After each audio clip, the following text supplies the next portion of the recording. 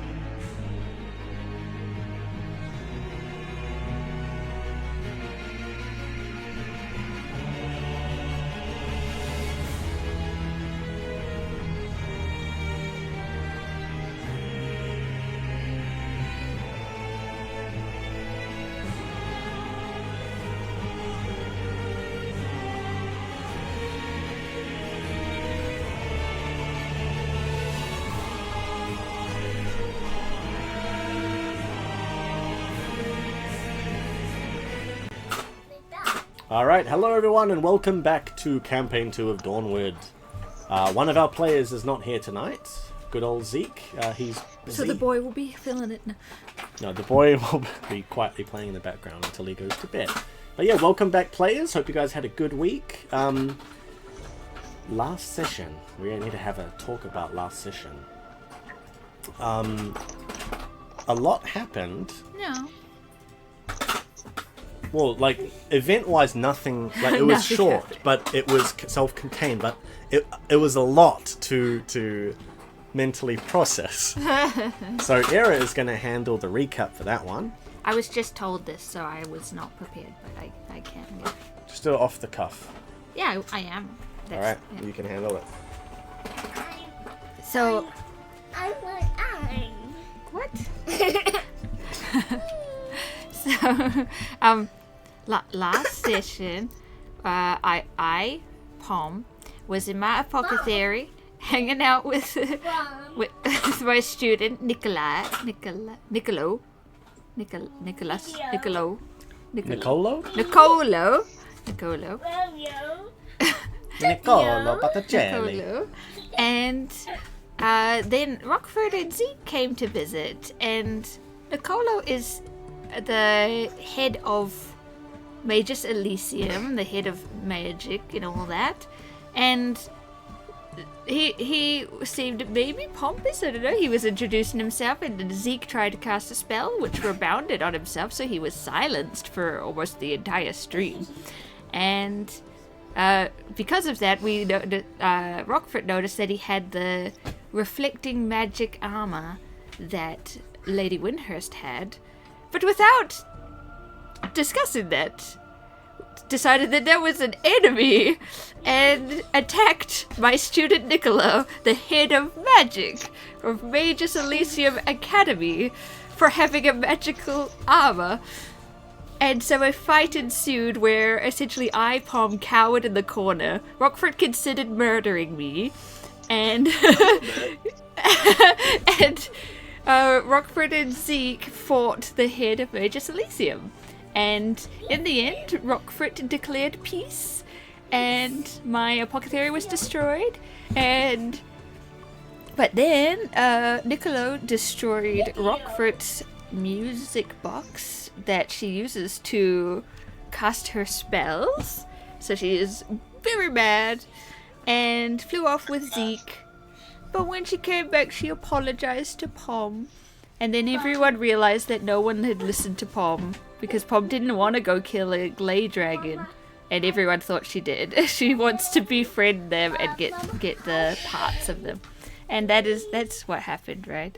Yeah, that's pretty much it, yeah. Like, Thoric, at that time, you had gone off after your vision to go seek some answers, to find out where this vision that you'd had, where exactly it was beneath Dunia, but you couldn't even find this place where it was. Like, perhaps see the sealed off, so you're not exactly sure what that vision means yet. And now you came back to the group at the end of what had happened at Pom's apothecary, walking in like, what the heck? It's in like all messed up and destroyed. It was kind of cleaned up before that, though. Was it? Yeah. Okay, we were, well- yeah, I mean, it was in shambles, but it wasn't completely a wasteland. the wasteland it was a few hours before. Yeah. Yeah. But what we're going to do is we're actually going to go ahead to the next day now. It is now the end of the first week since the campaign started. It is the day of Arunin, the 8th day of the week, final day of the week, on the 20th of Dawn's Maw. So, I believe it's the 21st or the 22nd is the Festival of Flame, which is a famous festival in the city right. that Nicolo was talking about. Nicolo Botticelli being the head of the Ars Magicae Academias, the School of Sorcery in Dunia, who happens to be learning alchemy from... I think I can hear it. No? Hear what? Oh, never mind. Taking lessons on alchemy from Pom. So that is coming up. We're going to head over to the quest board now as we head into our next day. there are still a few things you guys can do. One of those is to locate the Aelvan, which was at the behest of Ramona before she left. And so a couple of places you could check out are the Thermae bathhouses and the Frolicsome Formation Parlor, because that is where those places are where most of the poor Aelvan in the city work. Briar did also take the Moonstone picture to analyze and get back to you guys with. You don't even know where he is. You pretty much are just waiting for him to find you. When it comes to the Vulcan, however, you guys have made great progress. Currently, one of the big things is to go and meet the Duke, and Pom had planned to glamour herself, being a godling, into the form of Winona Windhurst, who was involved with the disappearance of the Vulcan. The disappearances, rather. So that was going to be a plan to go up to the High District. Well, some of you hiding, I guess, or glamouring yourselves, I don't know. But yeah, getting in to see the Duke somehow. But there was also one other thing, which was that Thorok, you heard, or rather learned through what had happened with Winona, that Lord Leonidas Orsino, who was responsible many years ago for the slaughter of your village, is the head of the Royal Ducal Guard in the High District. You're not exactly sure where he is up in that High District. You just know that in his later years now, after all these many, a couple of decades or many decades, or however long, he is in Dunia. The last thing is Pom's favor. Pom wanted to go to the Dunni Forest using a tome she had found in Winona's office to go and find this sort of mystical creature called a glade dragon. Not to kill it, mind you, but to collect a scale or some sort of crest from it for her alchemical pursuits. So those are the things that are available to you as we head into the next day. So while we're with other characters or whatever, just have a think to yourself what you might like to be doing on this day. And today we're going to start with Zeke and Roqufort. So, Roqufort. Okay. Yeah? It is the early hours of the morning. Far too early to be woken up. Especially after your fight yesterday. You are fast asleep. You are silent as the grave, unmoving. And maybe snoring, yeah. You feel a push almost at the end of like a staff or something sharp-edged, a little bit blunt at the edge, jabbing into you. Wake up! Wake up! What is going on? Ugh. It's too early to wake me. You hear the voice of Zeke sort of floating above you. Oh, wake up! Wake up! Does not sound like this. Try to do my... You're right, wake up, eh? You're right, wake up, mate! I was missing an accent, dude. What about... You're from New Zealand, just speak shortly. No, because he has a slight British accent still, so... He does have a slight British accent, yeah. You're right. Wait, what? You're right. What? Yeah, I'm just gonna put on a British accent. I'll put a morning to you now. Yeah. Would you wake up, would you? A bit of a Cockney accent. Would you wake up, would you? She says, "What is it, mon capitaine?" And she opens her eyes. The head is like under one arm. What is it? Mon capitaine. Yeah, I'll say Arabella's head that you've still got with you. It's not even turned into like a decayed head or anything like this. It just looks completely fine, except for being cut off, of course. She's just like, "Good morning." Zeke, prodding you with the jagged corner of his tome, looks down at you and you kind of wipe sleep from your eyes as you see him come into focus. Yeah. Is your your little bag's supposed to be shining like that. And What little? It's a having bag a look now, down, you can see your bottomless bag has opened itself, and you can see limbs are starting to crawl Ew. out of it. Mangled foot, Ew. cracked hand. Okay, so Arabella's parts are coming back out. oh, okay. And Zeke's gonna point at it with a long, spindly purple finger. Shall we be doing something about that? You're like, wait, which body was coming out of my bag?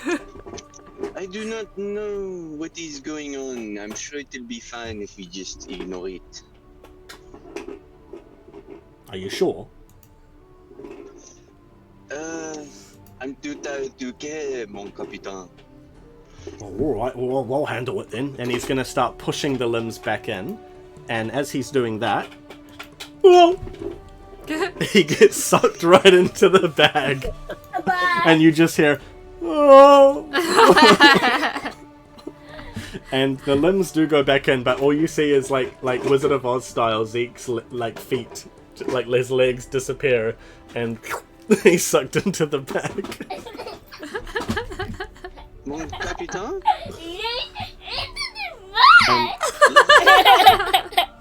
And I'm gonna say that you hear almost like an echo, because there's at this point it's gonna actually jam shut, as if some magic is holding it closed, and only I would say like this much of it is open, and you see Zeke. Oh, well, it's a bit big on the inside in here, isn't it? But I can't open it. Oh, blimey! Are you comfortable in there, mon capitaine? Well, we don't want these body parts getting out, so I think, well, we're tethered together, right? But it seems that you're not being pulled or anything. I'm not being pulled, so maybe this is all right. I'm gonna try make sure these body parts don't get out, and I'll try get out later. What's that? Do you want me to fight you in, mon capitaine? I don't even think you could get in if you... He's gonna try pull it again. He's gonna blast it with magic. This ain't gonna open. And then you see a hand grab him by the throat. Just a hand. Arabella's hand. And Arabella's head is gonna look up at you. I'm gonna have some fun with this one. Since when did your body parts get into my pocket dimension? I thought I only had the old woman's body parts. Don't ask questions. And she's gonna throw the head as hard as she can into the door. Like, cause I'm guessing she's in bed. Just... Ouch. You'll regret that. I will regret nothing. I'm gonna say that when she hits the ground, she's looking at you, and you see her wink at you from the dark corner of the sort of early morning light in this room, and you see tears stream down her face, silver tears, before the head disappears in a puddle of sort of molten liquid, and she's disappeared. Well, that is not good. And Zeke's gonna have his head up against this hole. Are you right? What happened? The head, she left. She disappeared using her magic trick, basically. Well, that's great. Well, I've just blasted all of these body parts again, but if they come back, I'm going to keep blasting them until I can get out of here. So, I guess I'm not going to be much use of you today until I can get out. So, have a good one. Oui. Look after yourself, mon capitaine. I need you just as much as you need me. Yeah, I'll be alright. You go take care of the rest of them. And he's gonna disappear, and while the little sort of face-sized hole is open, you can peek into it at any time. That acts as your tether to him. Even though it's a pocket dimension, you're still at least connected enough for it to be alright while he sees what's going on in there. And so Zeke will not be joining today because he is now trapped in Roquefort's pocket dimension. Well, he can make himself a little camp with all the camping supplies I have in there.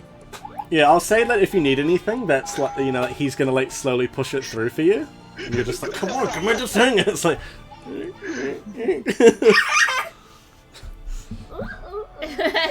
yeah. So, we'll say later on in the morning. What was that? That didn't sound... After that.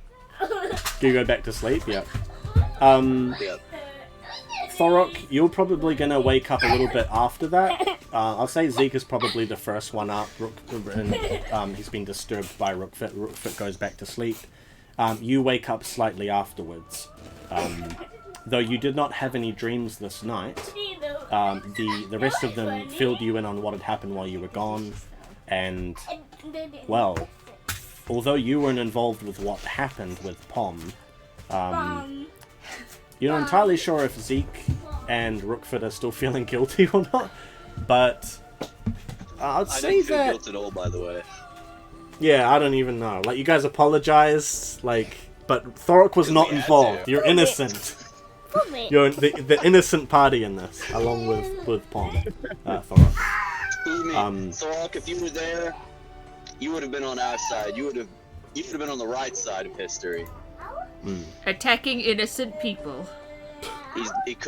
He might not be innocent, and besides, he did me wrong. So whether he's innocent or not, he's gonna meet his demise at my Melting hand. the music box. No, but that was after you tried to murder him. The consequences of my actions. Unless there's a fight to have. But I'm actually gonna give you, Thorok, a roll. Since you were not here last session, I'm gonna give you the Dharmic effect for today's session, and I'm just gonna make it a good one, regardless of anyone's Dharma. So I want you to please roll me a D10 for the first roll today. Just a flat D10. 7. Where is the... Oh, where is it? 7. Oh, I see it. There it is. That's a 7, did you say? Yeah. Alright. Oh, wait, that didn't come up on the screen. Did you It roll on DD I pulled dice? it back as it appeared. Yeah, and DD Oh, dice. It did appear on the screen for a split second, but I pulled it back before it loaded Boolean. Ah, no worries, no worries. 7. Oh, you guys are so lucky. As the morning sunlight edges into all corners of the Monte Taverna, the Dawnfather shines almost harshly, illuminating the day with brilliant light. All monsters outside that are caught in this light have -2 to their actions. So if you happen to be fighting a monster today, it will have -2 to all actions. So that's your little white Dharma. Great roll. Fantastic roll. But that's the thing, is we don't actually know if that's what you're doing today. This will be possibly up to Pom. So, Pom, what are you doing this morning, depending on what you want to do? Foraging? Foraging in the early hours. So But I didn't get to roll for my foraging last time either. you want to? Just roll me a flat one. What do you mean? Just roll me like a D10 with your survival. Hi. 8. 8. Plus your base. A 20. A 20. Roll me... God damn. Let's say, because you're... Roll me 2d6. 6. So you can choose 6 items, 6 ingredients to add straight into your inventory. Like times 6 of something, or times 1 of 6 different, you know? Yeah. So in the early hours, heading more now into late morning, maybe 9 a.m. or so, 10 a.m., the sun shines brightly in the sky, illuminating everything. Beautiful blue skies, clear as the eye can see, no clouds to be seen. All of you eventually wake up. Yeah, I'm gonna say that eventually, just to speed things up a bit, Thorok, you're out in the sort of entrance of this of the Monte Taverna, eating your regular. What kind of food does Thorok like? Mushrooms. That's all that grows in caves, so it reminds me of home. Okay. He's just like Mr. Meshi. Yeah, they have so much in common. I'm gonna see what we can work out here with food. Just for some... So, like, cave ingredients. Yeah. See what? Okay. Let's go with... We're gonna go with a Glowshroom Delight. So, Benicio, who happens to be Nicolo's younger brother, the rather rotund fellow who works as the main chef and head of the Monte Taverna, he walks out and hands over to his godling waiters and waitresses this beautiful glowing, almost like breakfast dessert. It's almost like a stew that's got like fruits in it and stuff to complement the mushroom main sort of focus on the dish. So it's quite creamy. Let's not do that.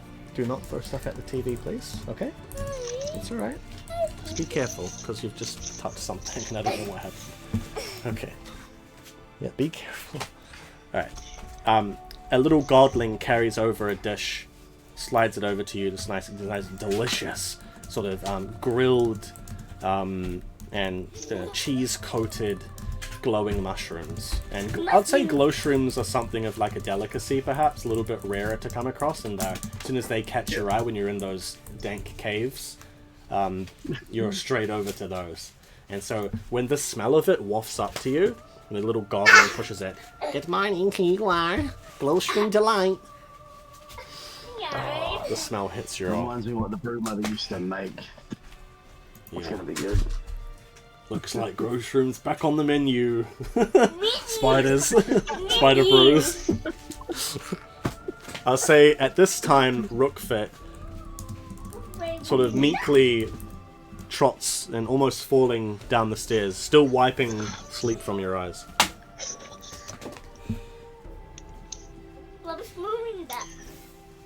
Bonjour.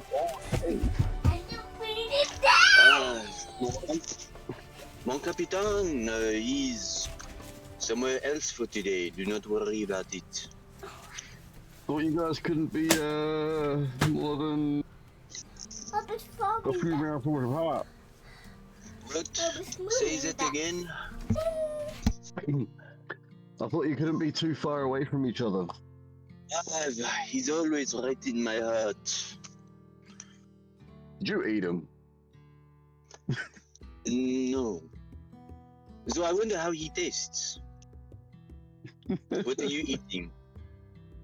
Some glowshroom delight. Tastes really good. Don't know if you like it. It's a bit of a delicacy. May Also I had have some some? interesting news from people this morning when I got up about you guys' antics yesterday. You walked in right on the main event, so to speak. I mean, you missed it, but it was quite disastrous. Little petite ange, she's not here right now, is she? Not that I've seen, no. Yeah, she like looks over her I don't shoulder. know if she wants to see you guys. What did you say? I said after what happened yesterday, I don't know if she wants to see you guys. Might have to go looking for her. I do not blame her. So, I'm sure she will come to understand. And, in any case, I recall that you had a dream of some sort. Yes, we came up nothing. There's no entrance to the lower caverns or whatnot that's below there for me to find. Maybe in the forest when we go looking for that beast. Did you tell them about it? What, Thorok, you told Zeke and that about your dream? Yeah, he did. What the other things? Yeah. Oh, okay. No worries. No, yep. But yeah, Roquefort's digging for more information. And so, this mother of yours who gave you the dream, how big is she? I was gonna say you would have seen her in the church, but I think that was only me able to see her. She's about yay high, but about yay big with a 8. I don't even human size, but with a spider's body, I think. I see. Mom's sitting in the mom's chair. Are you planning on pertaining to her will? Will you? What was the word she told you to do? Build? Was it not? Yes, I'm quite. I don't know if it was for me or for someone else to build that I had to find and help them. So I'm thinking that maybe when we go out to find this beast that Pom was looking for, I might be able to find a cabin in the forest or something that leads closer. But I see. And Roquefort, she's gonna like kind of pat your shoulder and lean forward, and she's gonna say, I think that you should do what your mother asks. It's no good to defy your mother. I am evidence of that. Huh? And she'll walk outside she'll leave the establishment and just take off into the air. what? I'm just standing there like, the hell was that?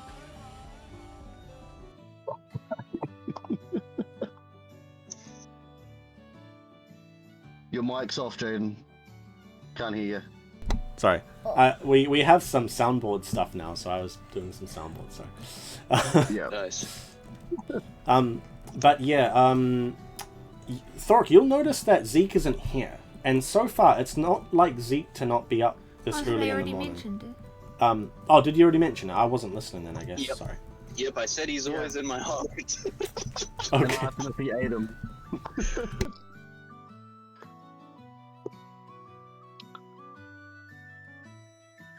Yeah, I'll say at this point, Benicio is going to come over to you, Roqufort, to see if you want anything, and he's going to personally walk over.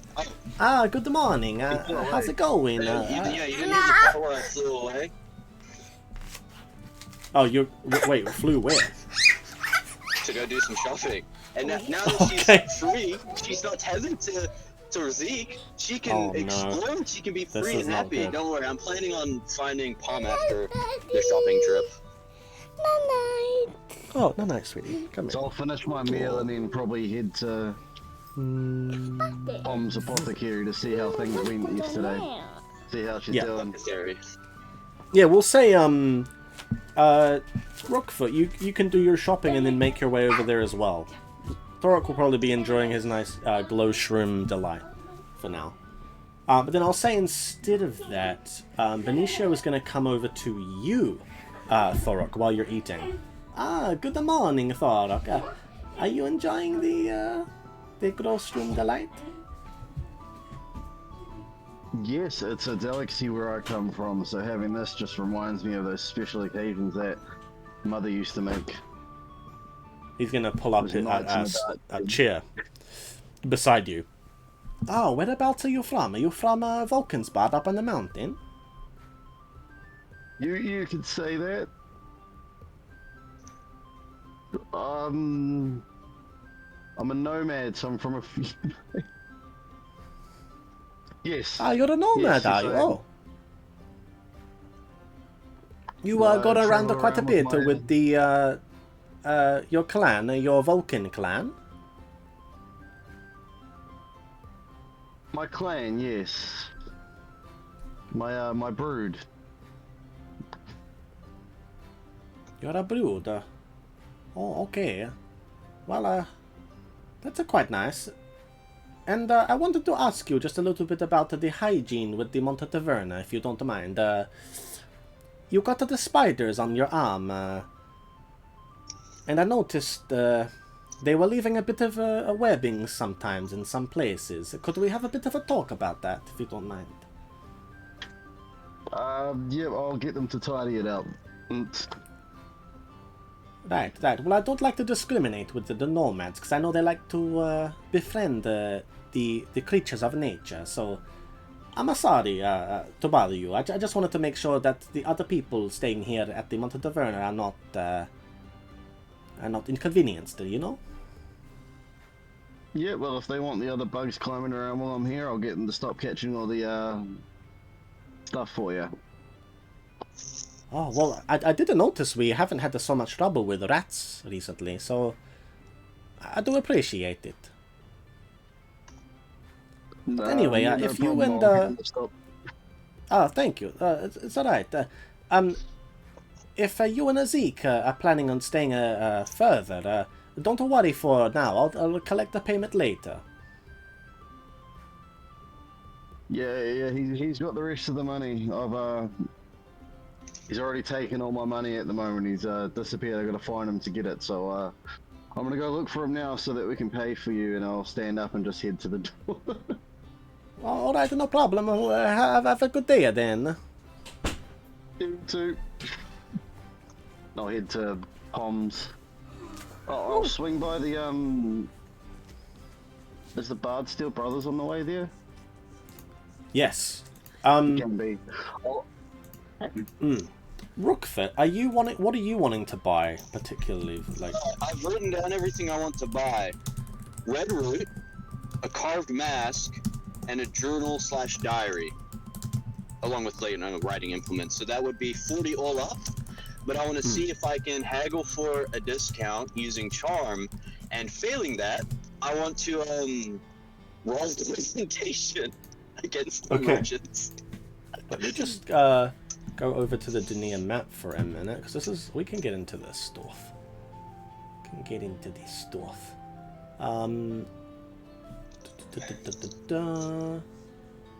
Merchants Guild Hall. We're gonna actually go over there because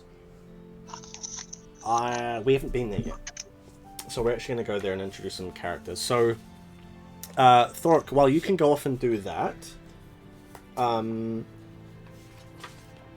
Roqufort, you make your way down the main street, turning a right onto the sort of market street, the main street of Dunni, and you head on down to the Merchants Guild Hall.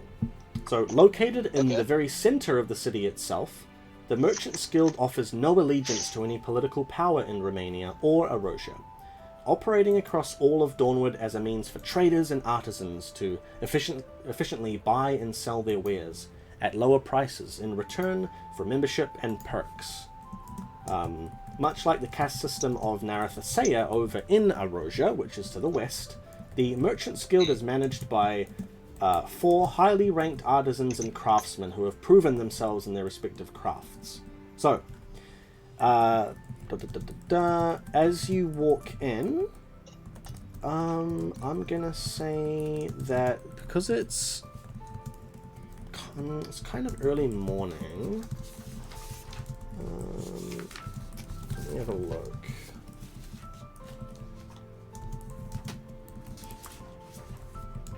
Let's see. Yeah, I'm gonna say that you see a tall, Triforite woman, in her middle years, but still retaining her beauty, just because of the fact that Triforites, they don't age as quickly as humans do. She has a honeycomb hairstyle with her hair wrapped up in golden threads, and she wears, this woman, brass ringlets around her neck and arms, framing a very tall stature. Now, she appears to be, just as you walk in and get a look at her, she appears to be not just Triforite, but half Selkarite. So she is a mix between a typical Chimera Triforite and an insectoid Triforite. Oh, so interesting. Interestingly, yeah, she has a few insectoid characteristics. it looks like the way that her dress sort of props itself up, that she has a carapace coming out of her lower back, almost like an ant or a spider, perhaps. Okay. And she wears a purple sort of silky cloak. And as you enter, not super early, but you know, maybe the second or third customer for the morning, she turns to you. Ah, good morning. Hey, how may I help you? Bonjour, mademoiselle. I'm looking for a few things, if you do not mind. Yes, what are you looking for? I am Aranessa. Aranessa. Bonjour, I'm Gruyere. Gruyere. A pleasure to meet you. Et toi? Please. What is it? Then she's going to lead you, she's going to walk around to the counter and show you sort of a slew of general goods sort of strewn out on the table. What exactly are you looking for? Do you have a list, perhaps? Oui. And she kind of like fumbles around and reaches into the pocket dimension. Zeke hands her a little torn slip of paper. I'm wanting some redoute, some a carved mask, and a journal to write things down in, and implement to write things with. Yes, just a moment. And she takes the note. A journal, leather-bound, in the finest of red bison tanned hide. Oh, a quill, of course. There you are. Dahibjul, bird of Erosia. Ah, yes, well, red root, you'll probably need to go to the local apothecary. Do you perhaps know the alchemist Pom? Yes, I've heard her name, but as far as I've heard, her store was brutalized by some bandits of some kind, some rough fellows. So I doubt she has any stock available. Well, as far as I heard, it was that man from the Artis Magicae that just a moment, what was his name? It wasn't Ferrero Rocher. It was that Nicola Botticelli. As far as I've heard, it was he who walked into that store and picked a fight with two innocent strangers. Anyway, she's gonna ignore you. She's gonna go off and get a carved mask. Is this perhaps what you're looking for? This sort of necromantic relic? Oui, it is the festival of Runo, or is this mask to do with Runo? Yes, but these are carved simply in the likeness of the real mask. It harbors no, let's say, illegal magics. It is perfectly acceptable within the city walls. Oh, well, that is perfect. I will gladly take that one. Yes. Yes, well, about the red root, I'm sorry, I don't actually have any. I don't Do you like know the anybody smell. else in this guild hall who would have red root? It's a gift for a friend. Just give me a moment. And she's going to turn and hop out back. Actually, While she's gone, can Roqufort, I don't know, pocket something? Pocket some random piece of item? I'll say that there are actually other people in here off in the corners. It's not completely empty. Like, I'd say that... Damn. You can if you want, but, like, I'd say that probably, like, 10-meter wide building, and there are, like, maybe some other, like, you know, some other merchants having a chat in the corner, like, doing their own wares or something. Up to you. Okay. Yep, she'll... give me a random item. 3 random items. I'll slip one into the pocket dimension when no one's looking. I'll say, do you want to do it without a roll? I'll say you can quickly pocket something small without a roll. Yeah, okay. I'll Not let you Zeke, pocket... just to reach out Yeah, Yeah, just like- Zeke reaches. Yeah, just Zeke's like, And if anyone says anything, you're like, wow, you sound insane. My hands are up here. What are you talking about? oh, careful pumping that. Caught him purple-handed. Let me have a How look. about, I don't know, some jewelry like a necklace or a ring or a potion, anything. I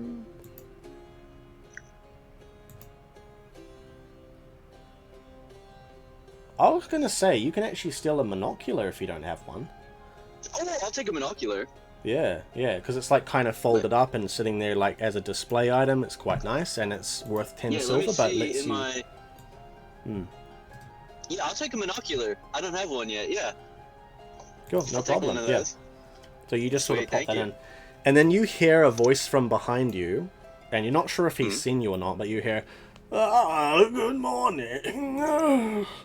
And a very old, wheezy voice calls from off to your left, coming through a side door, and you see Aranessa sort of scuttle almost with her dress. You don't even see her legs really moving, they just sort of float along the ground, and she beckons over to you, Roqufort. This is Miss Gruyere, was it? Oh, yeah. Gruyere. Gruyere, Miss Gruyere, this is Guildmaster Ilmar. And he is going to bow to you. So you see basically a man, human man, in his 60s, tall, finely tailored robes with various hues of gold, red, and violet. And he has a small cropped silver beard framing his mouth like this, and neatly cropped silver hair hidden under a very fanciful, colourful hat that almost puts yours to shame, Roqufort. I'm sorry, it's extravagant. He has tanned skin, being from Erosia originally, and he has ivory-coloured eyes that sort of peer at you. And even though it's a bright, sunny day, the light inside the guild hall is a little bit dulled and more controlled with candlelight for craftsmen to ply their trade. So, Guildmaster Ilmar is going to bow to you. Roqufort, no, sorry, Miss Gruyere. Gruyere, how can I help you? I'm looking for some red root as a gift to a friend of mine. Red root. And Aranessa is gonna turn to Guildmaster Ilmar. Is that all? You can handle this for now? I need to tend to some of my weaving. And Ilmar is gonna turn to her. Oh, you can do what you want. Yes. Thank you, Ness. And she's gonna bow, and then scuttle off away and disappears. Red root was it? Yes. Oui, red root.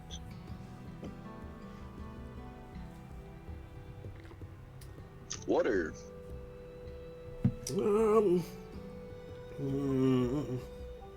It's very spicy. And then he's gonna like so you can see it looks like he has a few little pouches in his sort of raiment that fold out, so he's gonna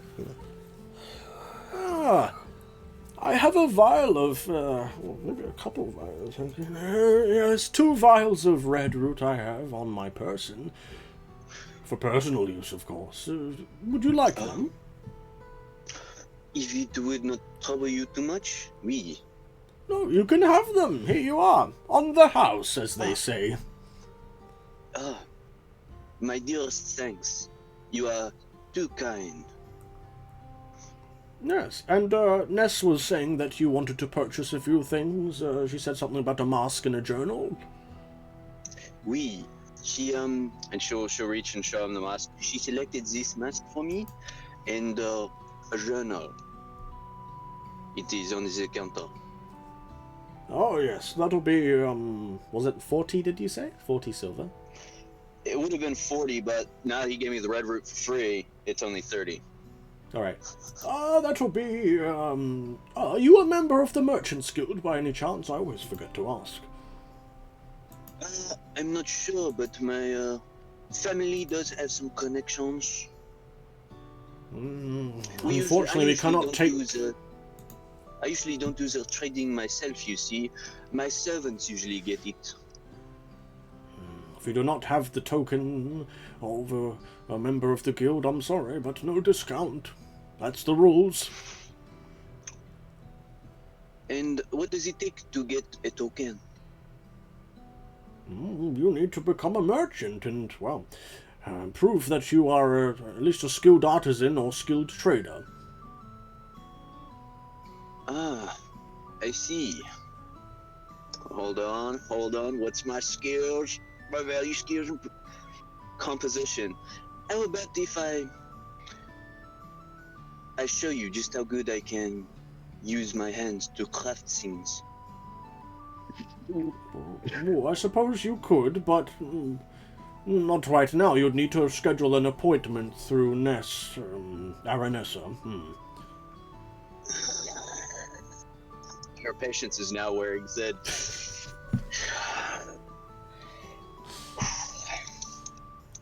What did you say your name was, Monsieur? You daft, I said my name was Ilma. I am the guildmaster of Dunni's Merchants Guild Hall. How long until you die, do you think? A How very much odd longer do you question. have in this mortal coil? Are you purchasing these items or not? I don't have all day, young woman. Oui. And she'll take she'll take silver, enough silver for the purchase. And she'll just kind of toss it on the counter and then grab the mask and the journal and quill and head on out. Oh. The young'uns these days. You head outside. And now we're going to go over to Thorok, who heads over into the Bardsteel Brothers. So we haven't actually been there in session yet. So I'm just going to give everyone a little bit of a run over of the Bardsteel Brothers. That's where you were wanting to head, eh? Thorok. Yeah. I was gonna go see if they've heard anything else and get some stuff done with my weapons. Alright, so, located in the northern area of the city, the Bardsteel Brothers is a family-owned business run by two aged Vulcan siblings who left the clan of Bardkel to live amongst humans in Dunni. The twin brothers Arak and Auric fought alongside Romania against various threats over the past century, becoming local legends among the city folk and a symbol of resistance to some against the anti-Vulcan sentiment in the city. Arak and Auric, who Thorok you are very acquainted with now, they're almost treating you like a little brother at this point. You've gone to them a few times. They are the ones who made your Vulcan's Bard helmet, made in the style of Bardkel. So they're both married to humans. They have half human, half Vulcan children. They're master craftsmen. They were once quartermasters in the Vulcan's Bard Mountains in the clan of Bardkel. And yeah, as you walk inside a very sort of traditional blacksmith, outside is where they have their forge and workbenches and whatnot, crafting tables.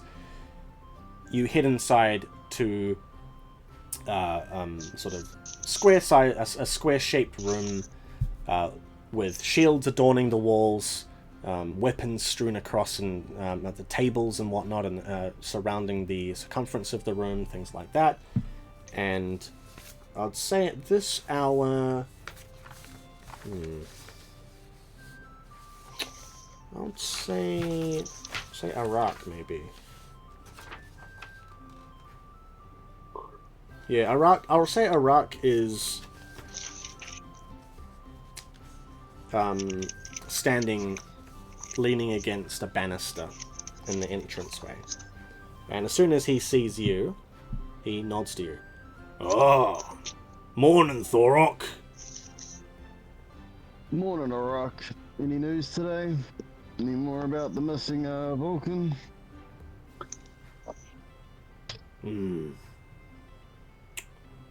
Well, I sent Orok off on a bit of a task of sorts. Oh, what's my pin? Can't say much about it now. Just keep it between us, but one of his old mates who came down from Badkal years ago with us, he's now gone missing. Been missing for a few days now.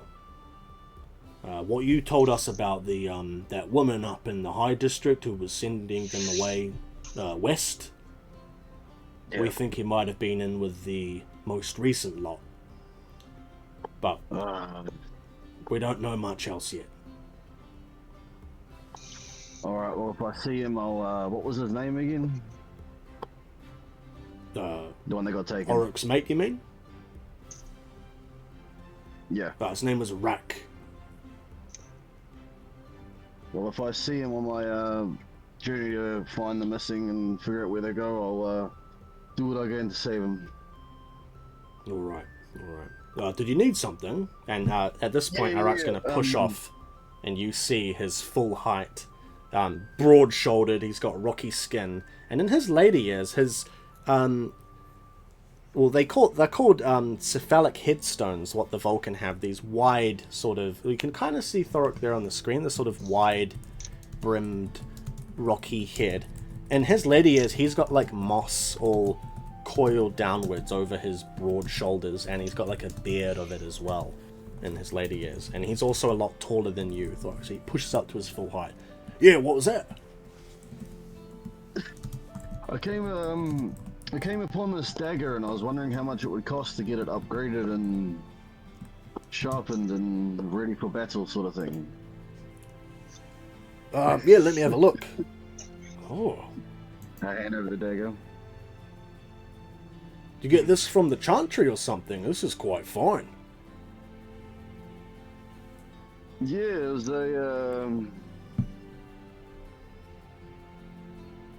I used to work with a priest, and he showed me a different way of life for a time back then, and this is just from those days. No, I didn't know about that. Oh. Well, you learn something new every day, I suppose. Yeah, I could tinker with this for the day. I don't have much work going on.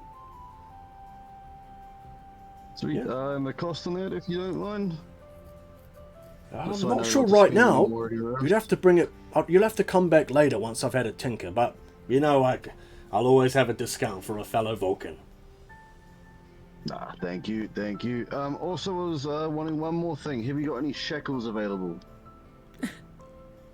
And I need to find some more information from the from people to find all these stuff. So shekels might help. Plus, there might be a bit of torture in my future coming forth.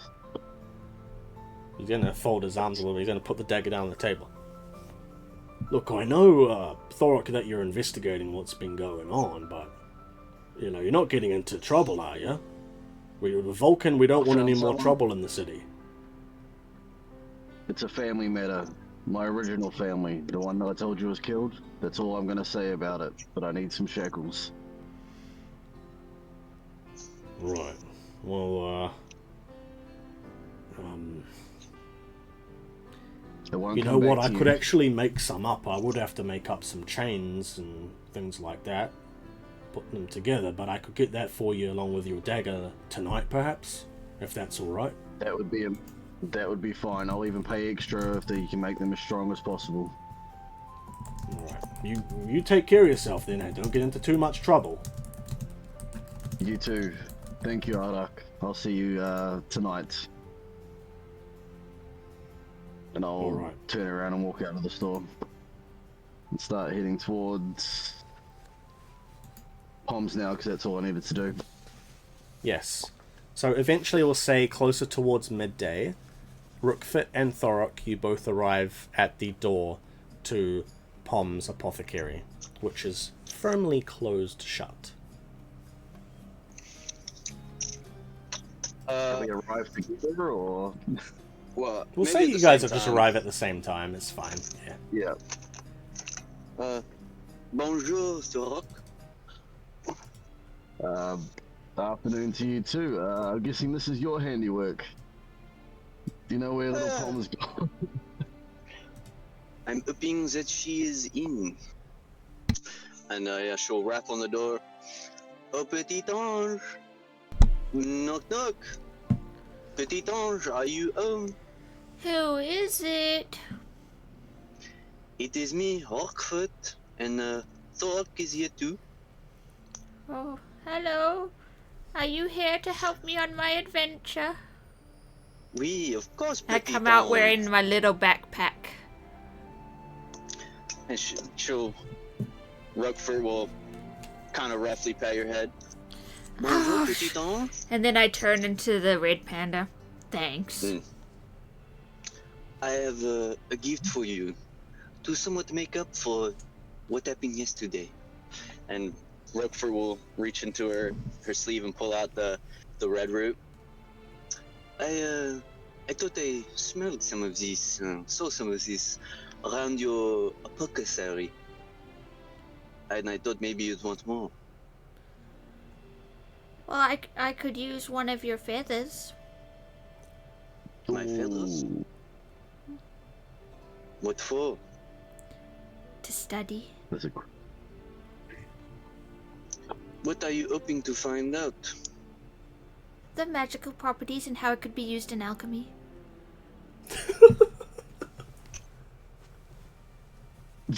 Perhaps later, petit ange. Now, do you want the red root or not? I don't smoke. Okay. Throw him into I the don't street. trust The two vials break. Oh! Okay, petit ange. Let's go find this glade dragon of yours. Hopefully it's more willing to give me feathers than you. Oui, petit ange. I'll turn around to Let's Pom go and go, afternoon, Pom. Sorry, what was that? I'll turn around and say, afternoon, and Pom, do you know of any caves that are around the city limits, outside the actual city? Oh, I would know maybe, right? Because of foraging. None that would be near the city,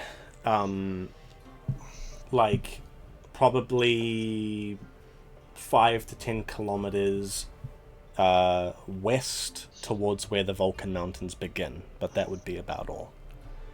Oh, the Not where the closest water ones comes are in the through Vulcan the, Mountains. Plateau? Yeah, so I'll go to okay. the map.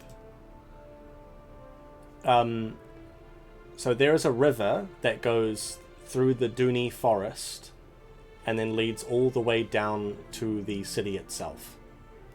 But Pom, you do not know of any, let's say, a cave where, you know, how the High District is raised up onto a high rocky hill? Or like It's a cave. crag of sorts? You don't know if there is a cave entrance or not. Oh. There could be, but you don't know. No, that is alright. I will keep looking. Where are we off to today, Pom? I've got to wait till tonight to get my stuff so I'm free. And I need to do something to take my mind off things. That's So great, use because me we're as you going to will. find a glade dragon. Can I tame it? I need a new mount. I would love it if you did, and then gave me some of its parts alive, not painfully, to use in alchemy. I think it would be very hard to tame though, and it's kind of giant, so it's not very convenient to fly on. Can be a land dragon. Ride it as a horse through the streets. I'm pretty sure that would answer our questions. Well, the thing is, they can sometimes be the size of cities, so it depends on the size of this one. It's one way to destroy the city. Roqufort. Let's go.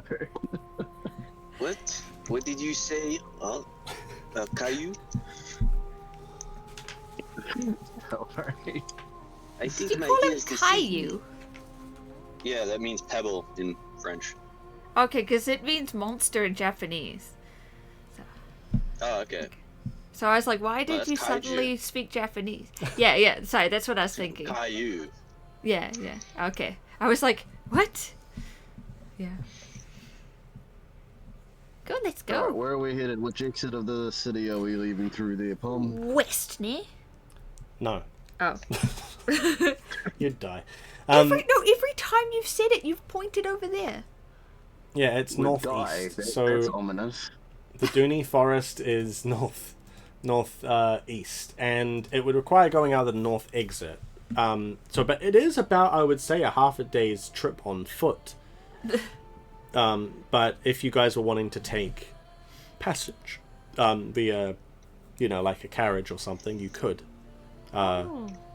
You would probably know that there's a stable and whatnot, carriage services. Sorry, I just imagined Pom riding a horse. Yeah, but also, you would kind of know. Well, you've been up there. Oh, you've freaking been to Major Elysium. Yeah, I know. So hang on, you would know that there's a carriage driver who takes people up to Major Elysium. His name's Pyros. Oh, You know him. I invented him. Yeah, you invented him. Not the character, but the player. So I would I say invented the character. yes, I know. Just for the sake of Oh, time. yeah. Oh, I see what you mean. At the north part of town you guys venture towards, and you reach the stable master office, and I'm going to say you see off to the right, off to the left rather, a bunch of stables, and you see Pyros, who is a sort of not quite middle-aged, but not too young either.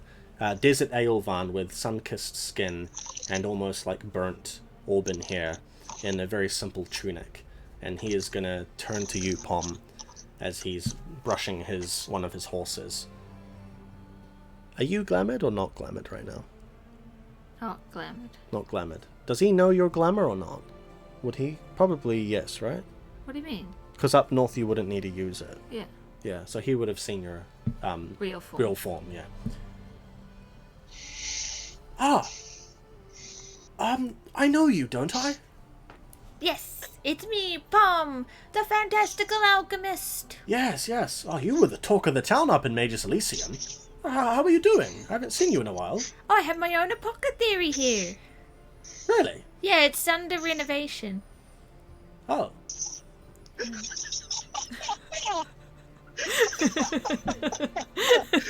Sorry. That's funny.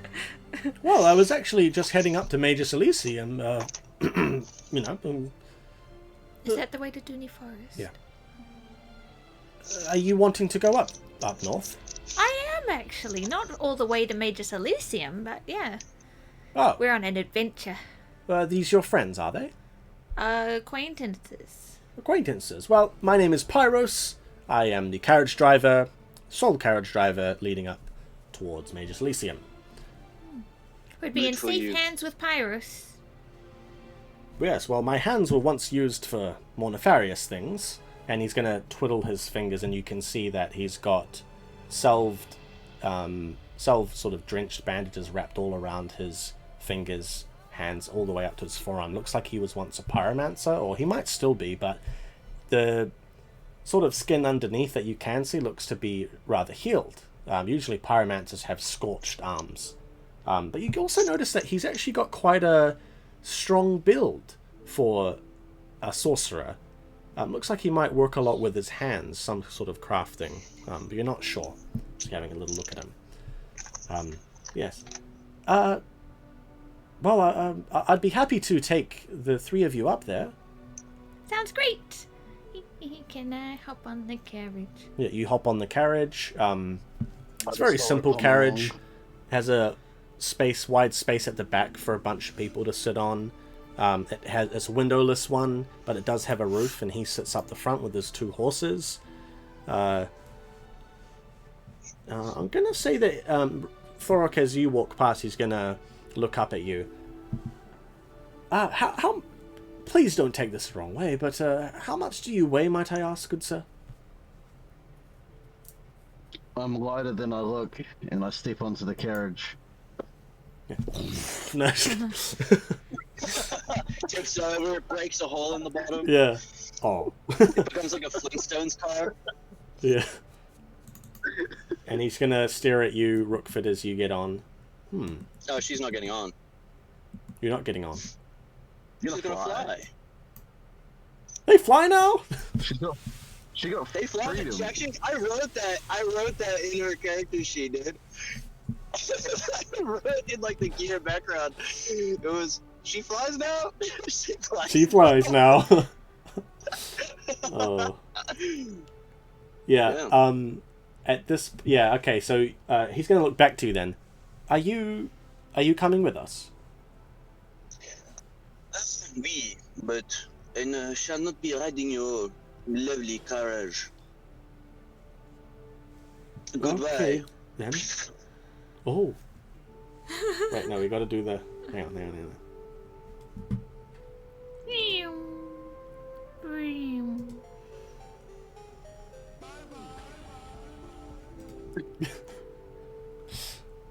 All right, and you fly away, and you see a few other stable workers like, whoa, she does fly now.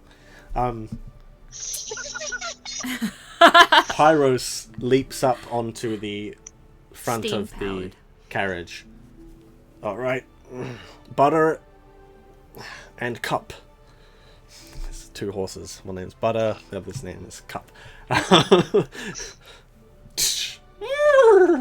I'm sitting next to Pyro.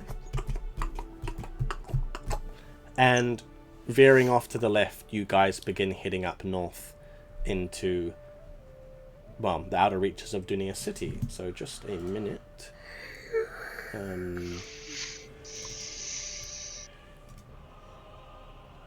What is... Oh, what happened? I'm so scared. That was so scary. Okay, we need to pause. Oh. What happened? Oh. We had someone in chat, Arcanal, he put on boss fight redeem, and it was exactly when I clicked the music track to put on, Okay. and it scared the crap out of me because I was so certain I'd named this like out of Dunia, you know, and I was. Well, he redeemed boss fight. Nope. Yeah, the dragon immediately, like the second you guys go out of the city, the dragon just like just destroys the carriage. Well, didn't Palm break her little dragon thingamigbob? Yeah, but he said that there weren't any Drakids close enough to be cooled by it. It's only a 5 kilometer radius. Oh, Yeah. okay. Yeah, anticlimactic. Wah, wah. Are Drakids Well, anyway. a common occurrence in Dawnward? Is what? Drakids. Are Drakids a common occurrence in Dawnward? In the mountainous areas, yeah, and maybe some tall tree forests, yeah. Okay. Yeah. There are also some sea drakids, but they're quite far out, deep waters. Oh, okay. Yeah, so I'm going to say that as you guys venture northbound out of the city, you guys can see off to your left, especially you, Thoric, you can see the familiar Vulcansbard Mountains draw a lot closer as we head out of the city and begin our journey up the northern road through the Dunni Forest, and also which leads eventually to the town of Magus Elysium. But because you guys are heading into the forest, we'll say that you venture for a few hours. Roqufort, I'm going to get you to make a roll since you haven't yet, I believe. You can roll me a cognizance check. Oh! Yeah, sure thing, buddy. Someone in chat can roll exclamation faith if they want to assist. Don't waste your faith, buddy. Ladies and gentlemen and gentle days, whoever's out there, don't waste your rolls. Okay, you know what? Not I'll on be this. generous. It ain't gonna Hang on. help. I'll be generous. You can also roll for survival if that makes it better. I'll roll for survival. Roll for survival then. I'm Alright, okay with sweet. That works way more in my favor. That goes from 3 to 11. Alright. What the heck? There's a whole bunch of dice being rolled right now. Which one's mine? Oh, I only see one dice. Which dice It is says that? 3. I see a 3. Okay, so that's 14. 14. Okay, Do I get a 14. Well, the bonus for DV. being Sorry, dressed up I didn't all give it pretty? DV. What's that? Do I get a bonus for being dressed up all pretty? You know, I'll give you a 2, so that makes it a 16. Does your character wash the outfit Still a though? fail. Because it's been the same outfit every time. She doesn't sweat. She's Beautiful Ardarine she's angel. emerald. She's Ardarine. She's divine. She doesn't sweat. Maybe it's Ardarine. Yeah, didn't you just get some new armor? Some of that. She does have new glass scale armor. So Yeah, and it stinks like a dead old woman. she shouldn't stink at all because she got it refitted. And Yeah, I'm lady just got messing an with extra it. 100. Yeah. Yeah. She's not Stink Mona out here. She's not a swamp lady. Yeah. So I'm gonna say, who wants to be sitting on the back of the carriage? Not me. Not you. I'm Wasn't it next to Thora? Pyros. That'll be me because I got in last. Yeah, I'll say Thork, No, you're I'm resting on the back of the carriage and your 2 spiders are like sitting back. just Pyros chilling. can be updating me on the Magus Elysium people. Yeah, you can be up the front. I'll say Roqufort, you're sort of almost regal, sitting in the inside of the carriage He's with not your... in the carriage. Sitting. Oh wait, in sorry, the you're carriage, flying. brother. Oh, no one's in the middle of the carriage. Okay. You're flying, getting a bird's eye view of things. So I'm going to actually give you the +2. So that's a 16. As you're flying over the carriage, sort of going across a small, simple wooden bridge over the river, the Dunni River. Yep. And making your guys' way north, you can see the Dunni Forest quickly approaching. However, as you go further up, you do not see any signs of a glade. Is that where So glade remember- dragons usually reside? Yes. No. What? Okay. Shh. All right. Hush. I might not Looking see a up. glade, but do I see a city-sized dragon? The strange part is you see a lot of pine trees, cedar trees, but you do not see an area in this quite dense forest up north where there's an opening of any kind. That is the strangest part. It's a very simple looking forest, and you do see a sort of path that's been cut a little bit in between the forest trees that leads through, and the carriage is beginning to veer a few hours later up into the early reaches of the forest. And we'll say you guys down below, the bright shining sunlight from above dims as thick trees, twisting branches, and lush green leaves above you, canopies of the trees, whoosh past your head as you enter the sort of darkened road leading further north. Pyros, up front with you, Pom, is going to lean over to you. So, you haven't been up to Magus Elysium since you were last there? No, I've been helping the people here in, wherever we are. Dunni. Dunia. Right. You haven't been living here very long, or you've been living here the whole time? No, not very long. I've been traveling. Oh, right. Well, did you hear what happened? Depends what happened. Oh, well, this would have been about a year ago, but, I don't know if you recall, but do you remember, Magus Emeritus Frilventus? Oh, yeah. So he actually, I believe, he had someone arrested. I think his name was Alabaster? Oh, no. Yes, he was an Aelvan fellow who had a wife and child. Oh, Well, the they baby actually... was born. Yes. I believe his name was Bippin, I believe. Oh, so Cute little boy. He's probably, over a year old now. Yes. But anyway, Alabaster was let go. Oh, He was okay. freed. Whoa, what, roll? Yeah. I was gonna say Be roller making a coaster. sick. I'm like, there's no roller coasters. Oh, Yes,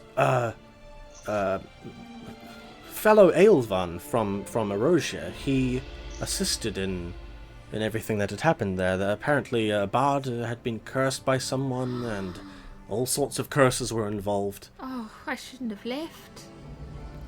No, you shouldn't. Though you did help a lot of people in the city, and in town, rather.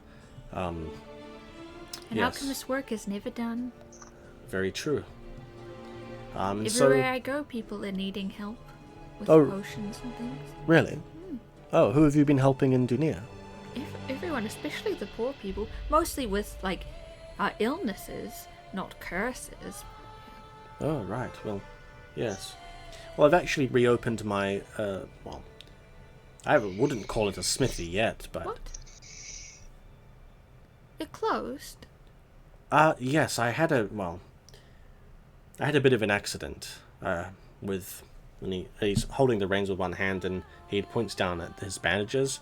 I tried to get back into using pyromancies, assisting in smithing and whatnot, but it didn't quite go well. I had an accident. You always used your pyromancy for smithing. Yes, I know, but, I was trying to forge something a little bit more, extravagant, let's say. I was actually interested in the Sigil of Syrian and how I might try to combine it with potions. Yes, well, that's the problem with spells like that. They're a little bit volatile. I thought, wouldn't it be cool if I combined a potion in the Sigil of Syrian so that whenever you tipped the potion, wherever it dropped created a Sigil of Syrian? So you're looking at combining pyromancies And alchemy. and alchemy. Well, I can't speak much about that, but, you really should head up to Magus Elysium when you have time and have a chat with Frilventus about that. He'd know. Well, I was already chatting with the head of magic here. In Dunia? Yeah, and Nikolai. Nicole, you know him? He's my student in alchemy, and he was teaching me about magic. He gave me his book. He asked me to prepare something special for the Festival of Flame, and I thought a potion of the Sigil of Syrian would be excellent. Well, this is all a little bit beyond me. I didn't know you had such connections. Oh, yes. You've only been in the city a little while, but you're already, well, I'm acquainted a with... social animal, Yes. metaphorically speaking. Well, anywho, you wanted to come to the forest, and, we're going to be reaching halfway up the road soon, so where are you wanting me to stop? Oh, anywhere's good for me. Oh, alright. And Thork, you almost go flying off the back of the carriage as it lurches and then rests. And Roqufort, flying sort of up just above the canopy where the trees begin to start, you can see that their carriage has now stopped. My survival is 12, so do I need to roll for potions that require 12? No. Well, I have a special payment for you, Pyros. Oh, yes. It is a surefire stimulant, ignores fire debilitation. Oh, that would be Thank you, Pom. No problem. Ah. And he's going to put a hand on your shoulder. I really appreciate this. This will be fantastic. The joys of alchemy. Yes, well, we don't have an alchemist up in, yeah. Oh, yeah. Well, it was great to see you. You'll be alright making your way back then, or? Oh, yeah, we'll see how it goes. If I find what I'm looking for, maybe I'll have a ride. Well, I don't know what that means, but all the best then. And he's going to pocket the potion. Don't worry about the cost. It's on the house. For old Pom here. Thank you. And I'm gonna get my lantern out. Yes, okay. Nice. So no -2. Isn't it middle of the day? It is, but Yeah, I'm but going to it's say dim the in the forest is so forest. dense. It's a little bit darkened. Through While my you years guys of are living in... caves, I've got What's that? I was saying, through my years of living in caves, I can see in the dark, so I'm good. Yeah, you know what? Sure. You can have no... You don't suffer -2. I'm fine with that. I'm Be above anyway the with the dark. lantern. Yeah. I was born in a cave, molded by it. You merely adopted the cave. Yes. I adopted the spiders. Yeah, so we'll say Yeah, as you get off the back of the carriage, it lurches again and see you later, good luck with whatever on earth you're doing. And the carriage takes off. And Roqufort, are you gonna land with them, or what are you planning on doing? She'll fly up high really high one more time and pull out the telescope and look around to see if she sees any sign of that glade dragon or any glade or anything out of place. As we're walking along, can I wave you to come land, and I'll yo, Roqufort, come down here a sec. And I I have want the to throw you one of my bestiary on spiders so I can it, so talk to I them know while like you're the up here. So if they description. see something as well, I can get a. Oh, okay. Fine, Yeah, that's okay. fine. That works.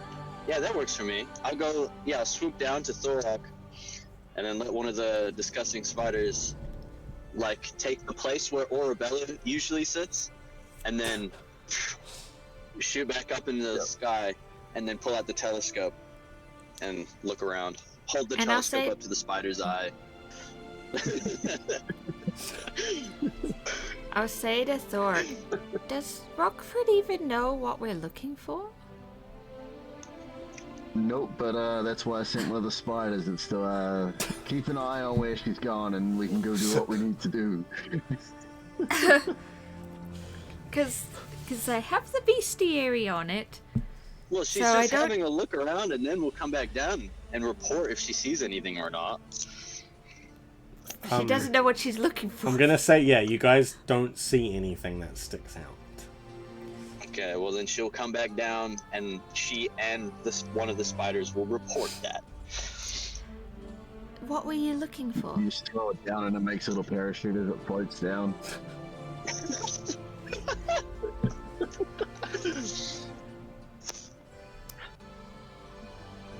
What were you looking All right, for? I'll lead the Roqufort? way, Palm. Where do you reckon we're going?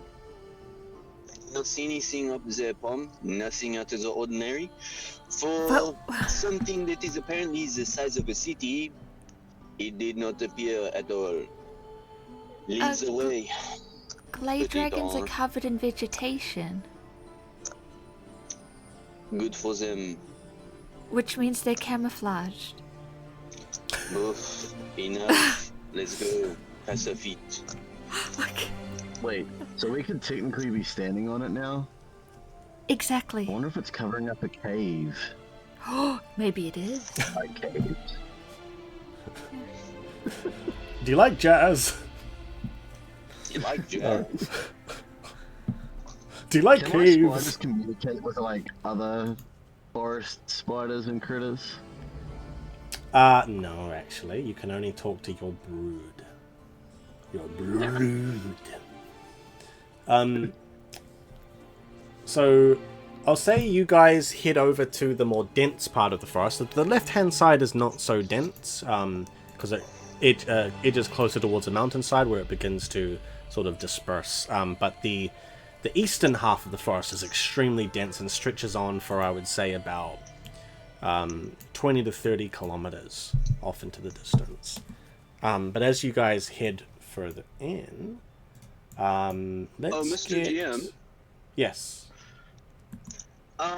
Would it be alright? I know Zeke isn't here at the moment, but he is in my pocket dimension.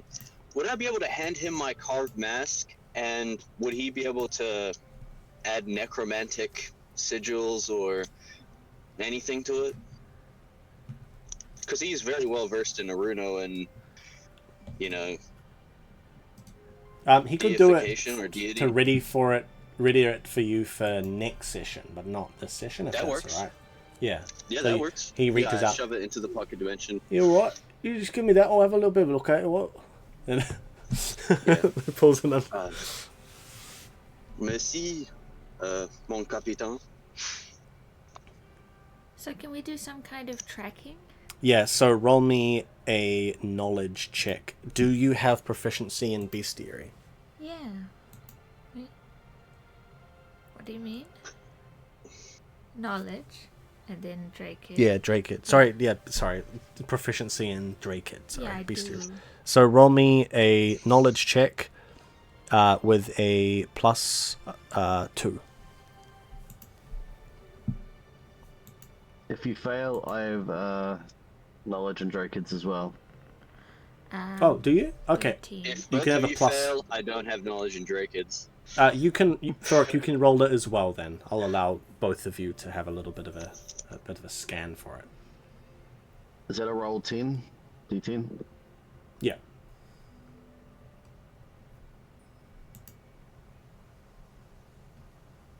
Roll, stop freezing. There you go. Oh my god. The second one isn't nothing, it was the first one. Just the 2. Both rock with a 2. As the three of you, edge further Why is in. Oh, I keep rolling dice even after I press it, don't worry. Okay. As the three of you edge further into this forest, or you look around as it almost swallows you whole, right? The road disappears as trees flank you in all directions. You see basically thick, mossy tree trunks extending all around, almost blocking any line of sight as you head further and deeper into this thick air and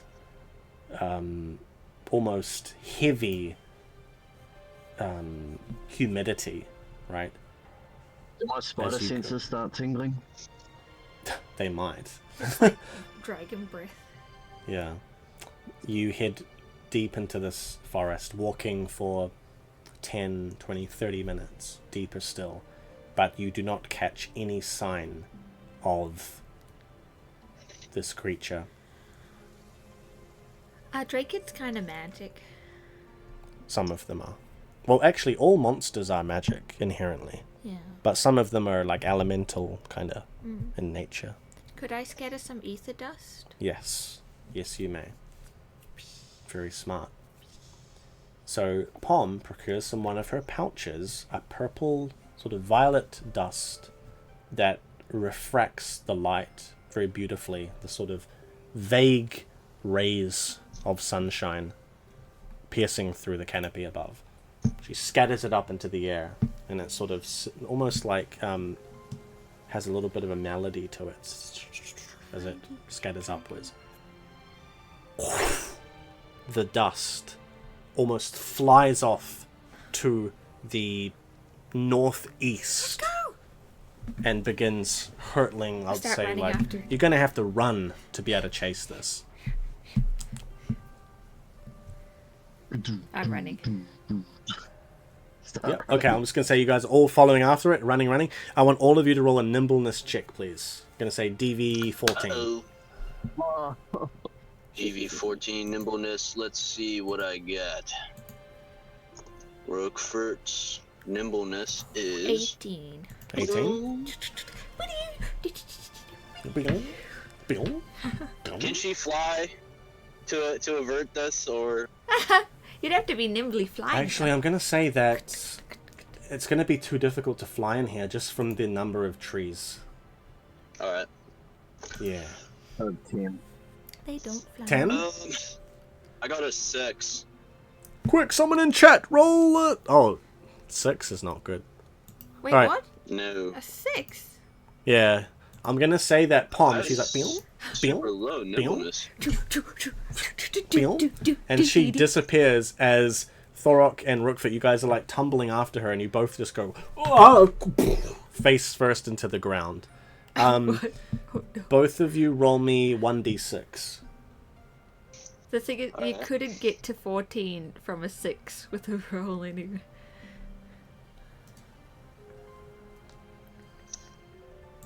Three.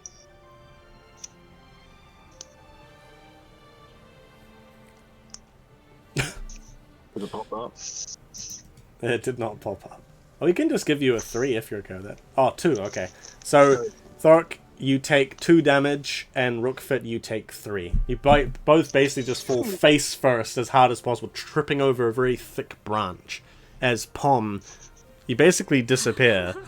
Bouncing. I would say after a while you notice them behind you. Keep up, slow folks! But at this point, you're going to have to make a decision.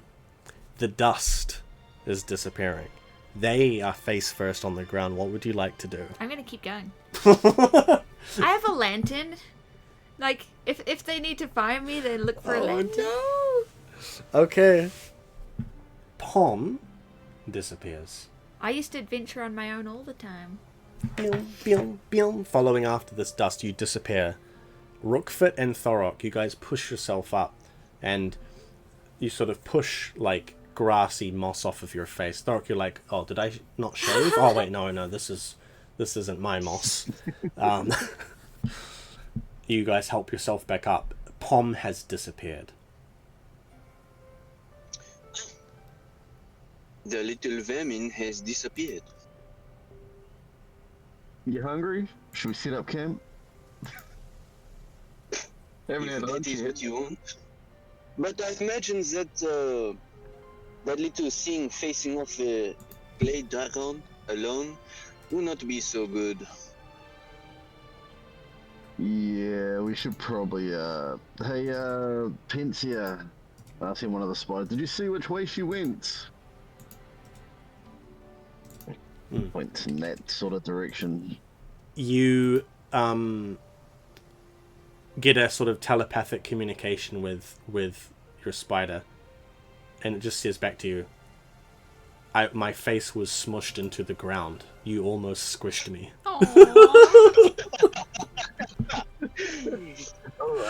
I saw nothing. Have this eyeball to make you feel better. I'll pat it with it. Alright, can I roll my survival to see if I can track where she's gone? Absolutely. You absolutely can. And I'm actually going to give you a +2. Okay. So roll me a DV14. 9 plus 9, 8, 20. 20? Okay, 20 is Yeah. very good. All right. So basically, what happens is as you're trying to see where she stepped, you realize you can actually smell the ether dust that was scattered. Enough residual sort of purple mist in the air from this metallic sort of... It's almost like a sulfuric kind of smell, wafting in the air. It's fading quickly. Yeah. It's basically, you can see... Oh, yeah. Those were like the sort of tree line where she disappeared. You can follow straight after her if you want. Yeah. I think I've got a trail here. Let's go. I'll start jogging, not running, so I don't want to face first again, because otherwise I'll have the spiders gnawing at my face to tell me to stop being an idiot. So start jogging along the way. All right. How about you, Roqufort? Will I be able to fly up and then follow along to see if I can find her, or do I have to walk? You won't be able to fly, sorry. It's too dense with the trees and the branches. Okay, sweet. I follow along, I suppose. Taking yeah. Can I get one of the spiders? So in case I get separated from you. They're like walkie-talkies. Yeah. Yeah, sure. I'll be able to find you. It's like Chinese whispers, where I tell the spider, and then the spider has to tell the other spider what I said, and then it tells the rock. And then they come back and it like has to mime everything. Like charades. Mia likes to go on an adventure. Here you go, and she'll jump over onto your shoulder. And now I'm staring at my other spider while running, seeing if I can be Spider-Man to sling through the trees with just one spider now. Should be possible, shouldn't it? He does that in the Spider-Verse, maybe. Just swings with the one. Oh my goodness. It's true. I'm gonna say, yeah, you guys make your way cautiously onwards as you're following this faint sulfuric smell of the ether dust. Pom, you have stopped about 50 meters or so ahead because you do not see a grove, but you see a tree trunk that has been cut, and it is the sole tree trunk that it seems to be without its rest of its tree. But curiously, resting on the trunk itself is a diminutive little figure. It looks to be alive. Sitting there. It has wings, and it glows faintly and sparkles almost, and the ether dust is floating around it, and it sits there and looks to be almost like a little girl, but like really small, like the size of a pencil, sitting there. And she's wearing a little dress fashioned from twigs and leaves and whatnot, and she glows sort of unnaturally, and she's got we'll say little, like, what do you call them? Like pigtails almost, but wrapped up in like little buns, little poms almost, pom-poms, yeah. And she looks up at you, and she doesn't say anything. She just stares at you, and she looks scared like this. Hello, I'm Pom. What are you doing here in the middle of the forest? And she just stares at you, and she looks a little bit scared and like cowering on this little branch. Trunk. Can you talk? Do you speak? Sorry, could you go back to your character? Go to Valley.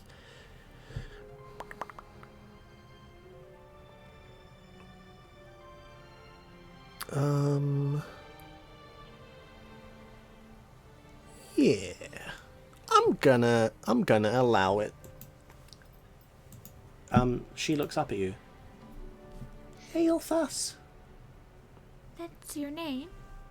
And you realize she's speaking Elvish. Oh. She's saying greetings to you. I'll speak it back then. Greetings. You're very big and very scary. Oh, would it help if I crouched? Yes, And it I would. settled down like that. Yeah. You're very furry, and your eyes are very predatory looking. Oh no, I'm a herbivore. Right, and from behind Pom, little fairy-looking creatures. Oh, what's that? There's Can something I, coming. hold her? Oh! Yeah. And Thorok and Roqufort, you guys arrive, and you see Pom is hugging to her this little fairy. Do any of you have bestiary proficiency in Nephaean?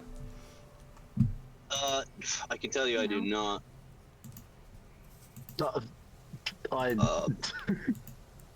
You do?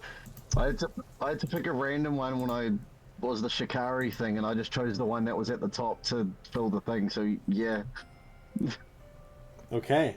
You see, cradled by Pom, a chicory. Chicory! Sorry, I named those. You did actually name it. So a chicory is a little fairy that radiates magical light. Now here's the kicker. These things are incredibly dangerous. So while they are typically harmless, some people have been known to capture these things and try and keep them as pets. However, legends say that the chicory is born from the will-o'-the-wisp and will curse any treacherous human, or humanoid, who enters their sacred groves unwelcomed. So as it sits there cradled by Pom, you can let me go now. Oh, sorry, I thought you were scared. And she's gonna hop onto the trunk and fold, sort of put her hands on her hips. Would you like some moonberries? Yeah.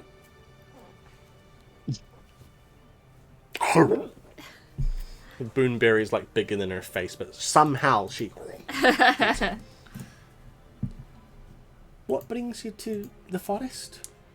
Well, I'm an alchemist, and I'm interested in helping people through alchemy, and I heard that there was a glade dragon about.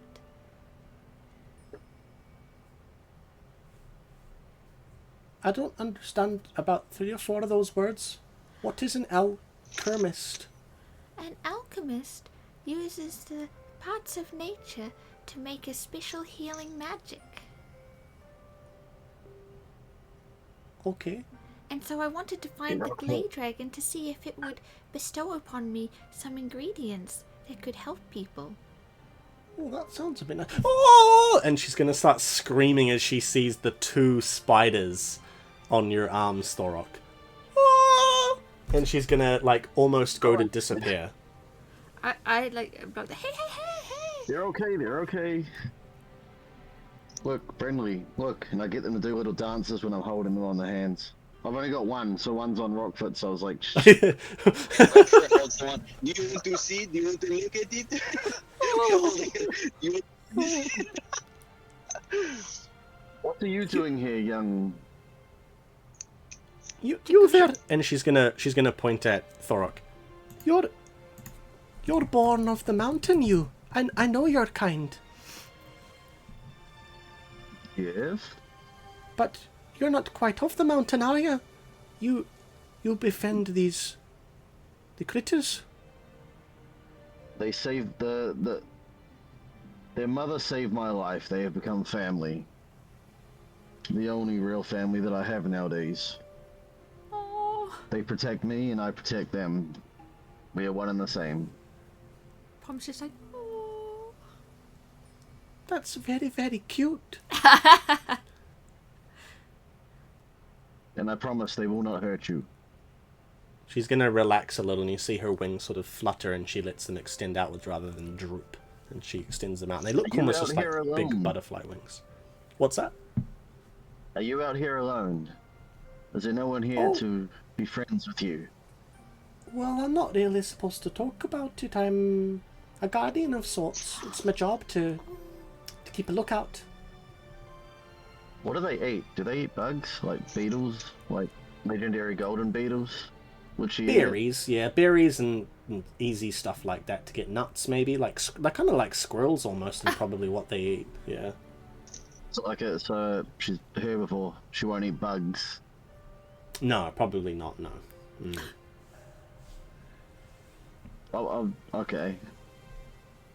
What has I could happened to tame it. this tree stump here? The tree stump is. I'm not really supposed to talk about it, you know. Oh. Do you Gonna have waddle any, back a bit. do you have any stories you are allowed to talk about?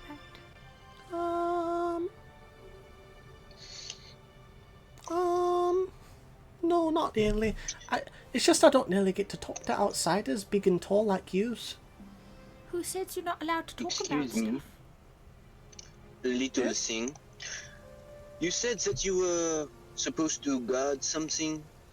Is this place the place that you guard? Yes. What Yeah, is so I guard the- important about it? I'm not really supposed to say. I'm sorry. Hmm. Are you stuck here? Do you need help to leave? Do you want to be the guardian of this supposed place? Oh, of course. It's my job. Is it a job you want or a job that was forced upon you? Because if you We want don't- freedom, I can take you. What do you mean by that? But we explore the world in the caves, and I could use someone that has enough light, like you in the caves. If you want freedom, I will help. If you don't, then I will not say another word.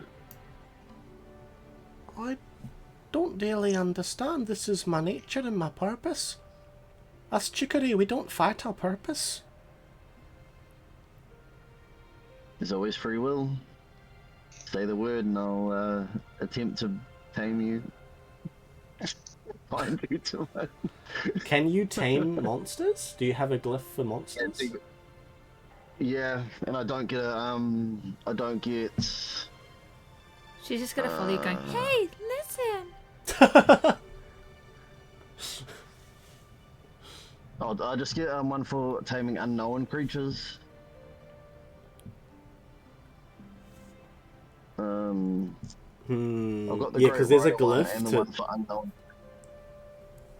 Yeah, Which there's a one's that? 'Cause that's glyph what I went for, specifically for taming. monsters. What's it called? It might just be called Monster Tamer. I could bring it up. Oh, how could I bring it up? I'll have to. Let's see if you have it. Oh, it's Monster Seeker. I don't have that one. I didn't even see that one before. Never mind. Ignore that.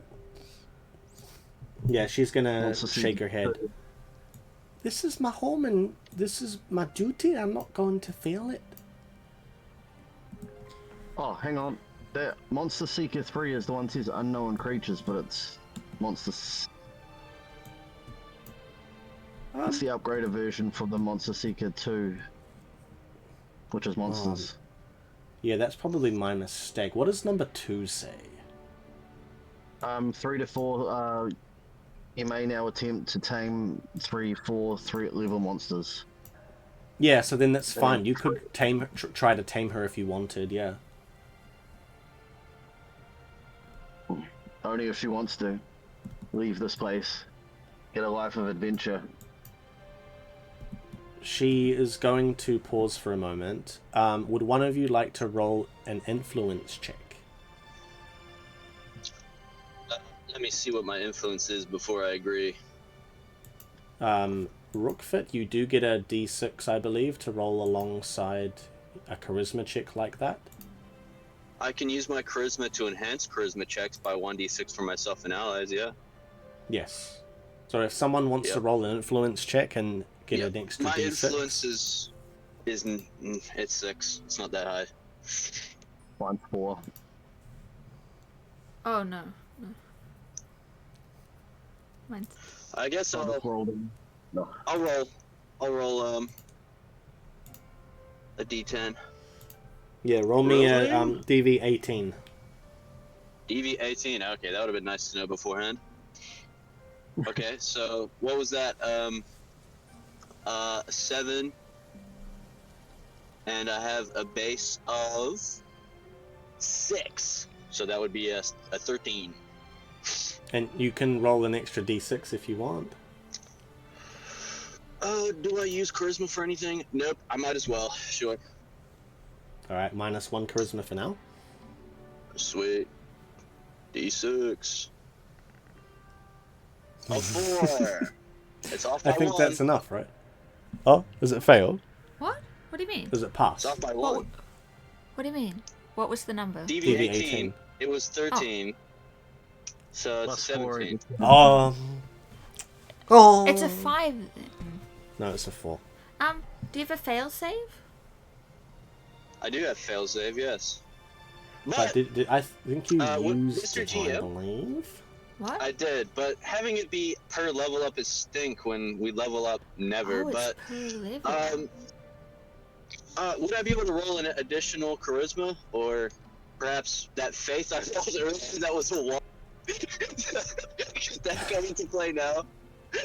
I'm not gonna allow it, sorry. I'm sorry, you've exhausted the generosity of me for one night. Okay. I'm gonna say that she is gonna fold her arms. I have a duty to attend to. Now, I want the 3 of you to answer why you're here. I already did. Why? I'm a guardian like you, and I'm a guardian of the people, and I use the magic to help heal them. And I want to We meet are the looking glade for a dragon glade dragon. so that I can ask for its help. You're looking for the great dragon? The glade dragon is, do you call it the great dragon? The dragon of the glade, I know. The Drakid of the glade. Yes, I would like to meet with it. You want to meet with it? Yeah. And she's gonna start laughing, and then as that happens, I would say in a radius sort of curling around like 20-30 meters, a whole bunch of other fairies, chickeries appear, and they all just start laughing their heads off. Like, I would say like maybe 10, 20, 30 fairies pop up and are floating there in the air around, and they're all just like popping out of their hidey holes and laughing. Oh, stop. I'm sorry, I thought you just said that you wanted to meet the Drakid of the glade. I do want to meet it. All of the fairies are gonna freeze. Have you met it? Why do you want to meet it? I've already explained. I don't understand. I use parts of nature to create healing magics. And you want to talk to the Drakid of the glade for healing or something? Yeah. What do you think the Drakid could do for you?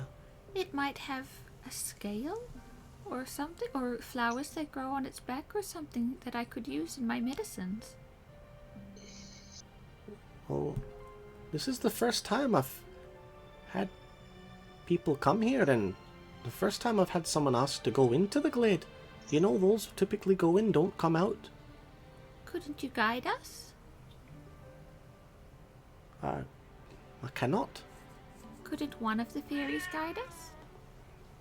We're allowed to let you into the glade, but getting out is not something that we can even do. Do you have any advice? For a big un like you, no. We can go to and from freely, but you're not a magical being like we are. I'm a godling. I don't know what that is, but you don't glow or anything. You don't even have wings. I could. I have wings. Oh! Oh! I can be a wrecking ball. Boulder. Like what's that movie, Trolls? Yeah. Oh my goodness. The chicory is going to scratch her little head. Look, I can let you into the glade. You don't seem to be of ill intent, but you're gonna have to find your own way out. Why wouldn't we be able to find a way out? The glade doesn't really exist in the same way that this forest does. It's in a different place altogether. We know how to get to and from. It's almost like, how can I say, like eating food. You just know how to do it. But someone like you, and the spiders, I don't think you'd know how to get out. Can I What if we left a raise my trail? voice and speak to like the other 20 fairies that are around and saying anybody wants an adventure? Hey, ladies. One of them's gonna be James, come on. Yeah, so one of them's gonna want to have an adventure. Yeah. Hi, Put. None of them respond to you. Only the chicory in front of you does. Oh. They're not going to understand you. What if we left a trail? A trail of what? You just said you can't go in there, so you could guide us Spiderweb. the way. Of course I can guide you in, but I can't guide you out. That'll be up to you. What about a trail? I don't know what you mean by a trail. Like It's a trail that we follow back out. How far away is the entrance from the stump? You don't see any entrance. All you see is the normal forest around you, and the chicories. I'm going to say the ones that appeared before. Yeah. Oh, you're asking the creature? The chicory. Oh, sorry, okay. Sorry, what did you say? Where's the entrance? How far away is the entrance from the stump? The stump is the entrance. So if I tie some thread around the stump, will it lead us back to it? You could give it a try, but I don't know if anything like that would work. Is it because it's got to be a living thing, or does it have to be? I can't use. I was gonna use spider thread. It's all good. Yeah. Brain. Spider thread. Would spider thread work? It's part magical from the magical beast, but it's not standard equipment. So you reckon it would work? I'm sorry, I can't guarantee anything. I've never had big uns like you go through it before, but you could give it a try. Can we fit? I'm through gonna this kill tunnel? time till tonight to go get my shackles anyway. So let's give it a go. Yay! She's gonna like go, what? Oh. Alright, so what are you guys actually doing here? We're So gonna you're gonna climb into the stump. stand on the stump? The what was a Beam tree me up, trunk? Scotty. Yep. I'm gonna, Roqufort? Oh. Could I ask the trickery something? Hmm. Do you have any fairy dust or anything that I could have for my magics? Fairy dust? What are you talking about? Like, what kind? Like, I wanted to know if there's anything that chicories give, you know, like any magical harvesty item, like a hair, you know? And she's going to pull out from sort of like what she was using as a fluffy skirt almost. But she's got like, you know, like something on underneath, but she pulls them off. I have these for you, and she hands you little petals. Ah, thank you, this is perfect. Ah, thank you. Oh, She puts like 6 petals, like, and they're little flowers, little petals called Ithuna's Kiss. And Roqufort, as soon as you see these, you know these are petals named after her.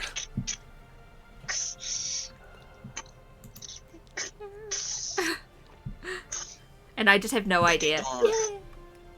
Those are worthless. Oh, nothing is worthless. Not even your feathers would be worthless.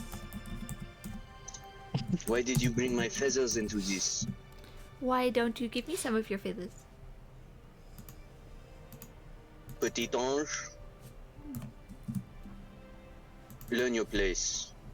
Now, are we going to go into this stump or not? Absolutely. All right. I stole them nicely. So, Thorok, what were you wanting to do? My spider's going to attach a thread sort of onto the stump, and when the portal or whatever opens, I want to accidentally trip over and push the fairy into it as well, so that it's got to lead us out because it's got to get out by itself. Like an accidental stumble. Whoops! Crashes it. All right. Yeah, pops it like a balloon. Like a grape. You've killed our guardian! Hi, Pooty. Or I get the spider to like attach to the stump and accidentally miss and hit that. That would work. I'll just attach some thread to the stump. My bag, Pooty. Okay, no problem. Oh, excuse me, what? I'm just gonna just gonna pull something out. Can we go through a dimensional passage with a dimensional person and a dimensional item? Not gonna screw up Zeke in the bag, is it? No, we find Zeke there, and that's just where your bag leads. And the chicory's like, someone's been leaving body parts in the glade somewhere. Here you are, Pudding. Over here. Alright. So, as you all step up onto the trunk, you're suddenly thrown like about 100 meters into the air. And all of, basically your vision, your peripheral vision disappears as you're swallowed into a swirling vortex of magic. And you go curling around all the way up and down, left and right. And before you can even process what is happening, you'll smash onto the ground 100 miles an hour, but somehow unhurt. Right, completely fine. Smash onto the ground, and your vision dazed, you'll feel a soft bed of the softest grass against your skin, even though against your sort of hardened, rocky cheekbones and chin. It feels like a warm embrace of your family. Aww. As you lie there. His spider family. All those you guys leaves climbing all over me. yeah, you guys take a few moments to compose yourselves, and sort of you're blinking as this bright light envelops your senses, and you come to sitting up, and you're all just sort of sitting there dazed as you focus in on your surroundings. A beautiful glade right in the center you guys are, around a bunch of carved stones covered in moss and etchings dotted around a perimeter about 5 by 5 meters circumference.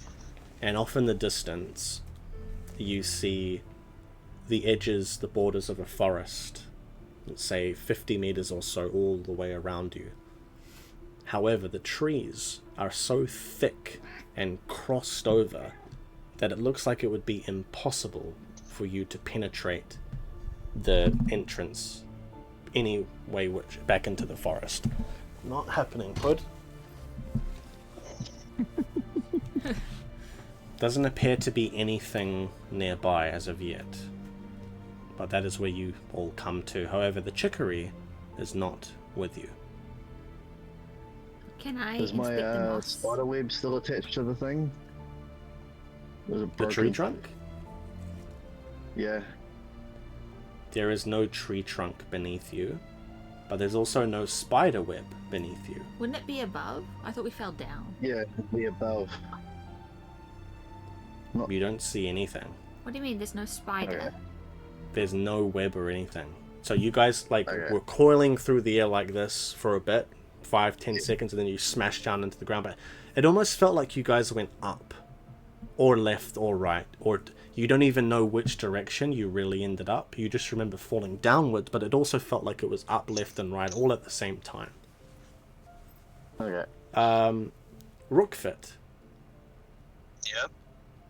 when you reach your hand into this pocket dimension of yours in your backpack, you always get this strange sensation that your hand is simultaneously with you and not with you. This is that same sort of feeling, that you're not quite where you should be. Troubling. My companions, that is the polite word for it. I believe that we are in some kind of pocket dimension, perhaps some alternate realm that is home to this glade dragon.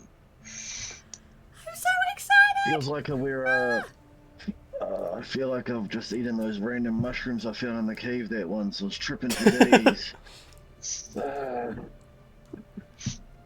Yeah, the I super would glow even hedge a shrooms. bet- Yeah, the glow shrooms. I would even hedge a bet that we are on top of the glade dragon right now. On top of the glade dragon? Ah. Can I tame it? High Let's reach my ground. hand down. I know.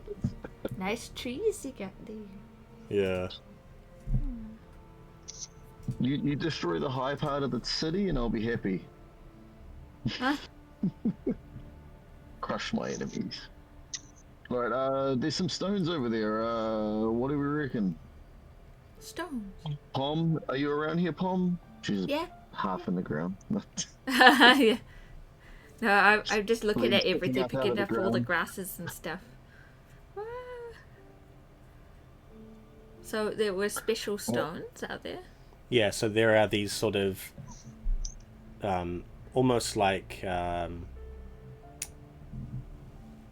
You think that could be a crown? It looks like stones in this way of a circle, like a crown. yeah, it looks like, Stonehenge almost, like it's these sort of setting stones right in the center of the glade, perhaps arcane in nature, and you see glyphs or what look to be almost like a script carved downwards into each of these sort of finger-shaped stones. Do any of you, could you go over to your thing? Do you, language proficiency, any of you have it in deep speech? Yeah, that's Let one of me my. see. Yes. Yep, Grimvarlin and Sumari. That's the one that comes with Vulcan.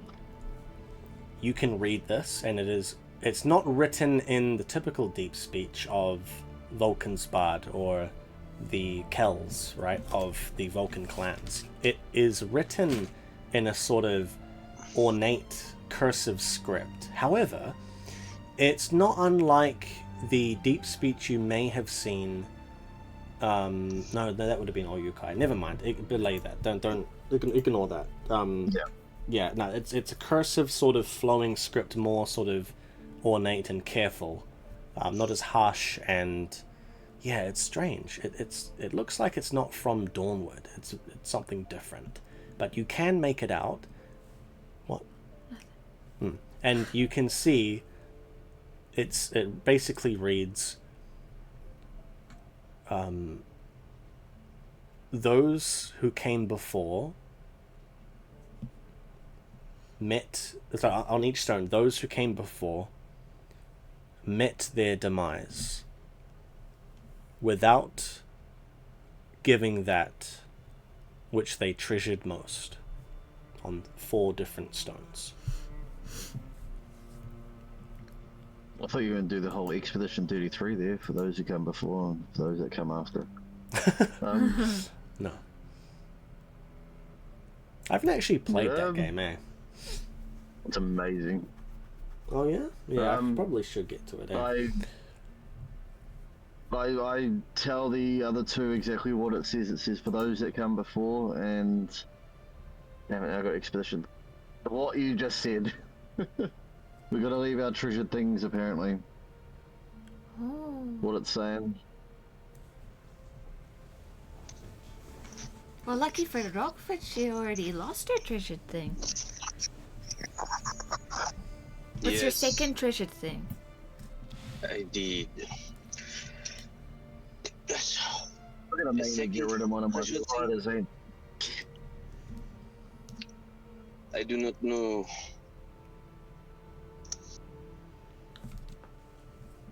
Roquefort's. Oh, the bracelet. Oh no. We'll explore the area first. I reckon I'll start walking around and I'll send my spiders out to go look around and see if they can find anything else. Did I find anything? Go to a religion check. I don't know if it does anything, but it seems like a religious thing. For the You area. can. Ooh,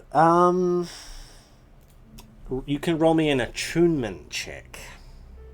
If anyone has attunement, because this is a bit of a different, bit of a spicy thing going on. Does anyone have an attunement? Let me Yes. see. Attunement. I do. You do? Attunement. How much do you have? 8. Okay, that's pretty good. Can roll me a Base 1. DD 16 attunement.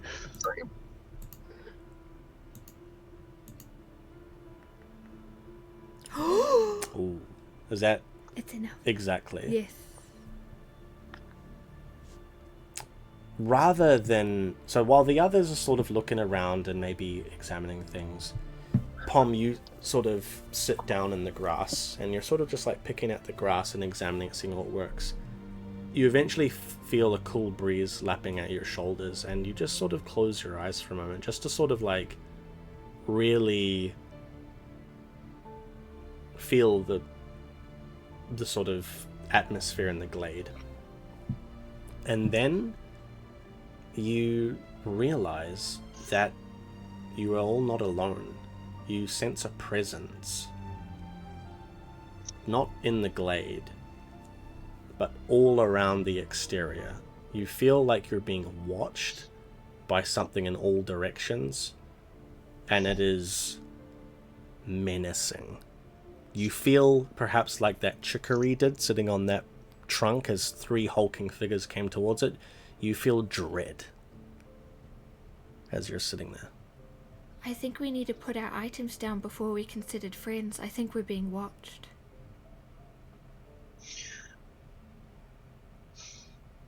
Put an item down, huh? Yes. Until we do that, we aren't trusted. Thorok, your spiders, they look up at They're you. not a thing. They're not a thing. The They're what, sorry? family. They're not a thing. They're family. We're family. No, they look up at you. We need to get out of here. This is not right. We shouldn't be here. The brood mother, she will not approve of this. No. We can't feel her. We can't sense her. They're panicking. I'm going to walk over to the rocks and I'm going to put a little pouch of strange salts on it. And they're the salts that was given to me when the first alchemist I ever met gave them to me, and that's why I pursued alchemy. Jeez, You how old rest are them those in the salts? where? On the rocks. Yeah, we'll say there's one rock that's like a flat one that doesn't have any etchings on it, and you rest that in the middle. And as you do that, the perimeter of the glade begins to twist. And all of the trees, these cross branches and jagged branches and leaves begin to twist around. Put your things down. Can I put my 2 treasured items down on there, which are my gold beetles that we got from the last run, and my cactus gem? They're my Sure. most treasured items. If I'll you carry want to. forever. You're gonna put 2 down? I don't want to get my spiders up. Well, you can put that down for me. You can put a second one down for me. Is the spider supposed to have to put something treasured down? Yeah, do They like put down the eyeballs. Both my spiders walk up there with their little eyes for spider food, and they put them down there, and they rush back to me. And Sorry, what? So who's putting what down where? I put the pouch of strange salts given to me by the first alchemist I ever met that made me pursue alchemy, and I put it on the rocks where it says, like, you should put your item. The pouch of salts, yeah, goes down. Roqufort? Can Thor go first?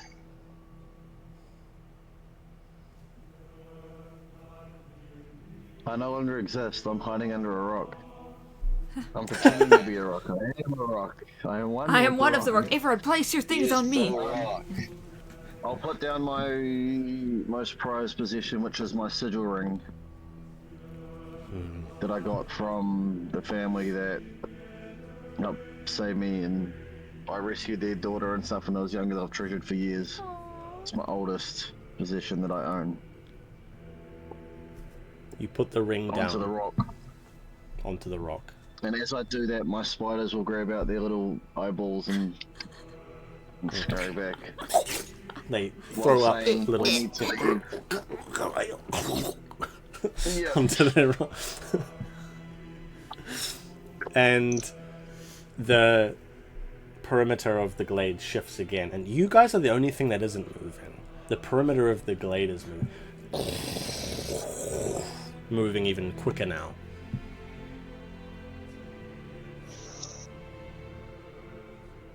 Roqufort, my Roqufort? spiders I'm gonna cower next to the rock. Pinky are freaking out. Can you please put something down? I want to get out of here. I regret this decision. Fine. Roqufort, she'll walk up to that flat stone, and she'll look at that pile of salts, and she'll look at that ring, and then she'll look at this like bracelet of dulled stone that she has on her wrist, and she'll break off her favorite stone from it. It's the most dull, like, it used to be a brilliant, dazzling gold, and now it's just dull brown.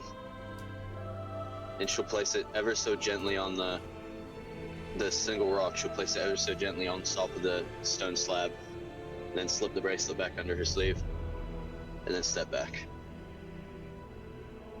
As you guys step back and sort of just stand there, the air grows still and the glade stops moving, and then you watch as where the sort of woodland perimeter of the glade sort of showed the horizon of trees, it falls away and actually disappears, and it just, and you realize that you're not in a glade. You are atop a gigantic spire cut off at the top. It doesn't have a peak. You're on what the peak used to be. You're on a flat outcropping of grass atop a giant spire, and as you peer, you don't even have to go to the edges of it, 'cause it's about 50 meters or so, you can see nothing but clouds as you are atop a spire of like a mountainous spire, 50 meters by 50 meters rising upwards, cut off at the top. There is nothing out there but the air and clouds, and it's still for a moment, and then a gigantic coiling mass, curling like a snake,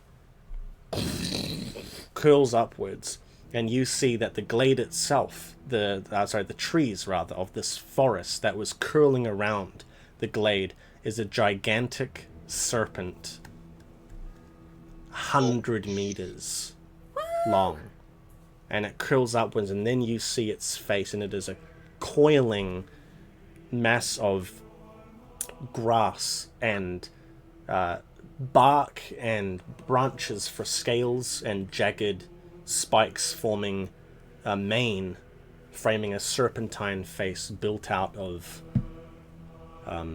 what a tree would, bark and sap and whatnot. And its giant head curls down, overlooking this spire. And it stares at you. Its eyes are the size of the Monte Taverna. It is that big. And a huge eye leans right down over the stepping stones, the seeing stones, whatever you call them. And its eye, I would say, is the color of a topaz color, a deep orange and gold. And its huge eye looks down at you, just sort of like staring at you, massive, like this. And you see the 4 eyelids sort of close. Oh, great dragon! And you can hear its breathing, shaking the grass around you. When you feel a warm air hit you, and then it sucks, and you feel dirt and dust whipped off your clothes, and then it pulls back again, and it is just sort of hovering there, 50 or so meters, and looking over at you, completely silent. Oh, And- great dragon! It is an honor to meet you. I am Lady Pom of Tunia and Magus Elysium.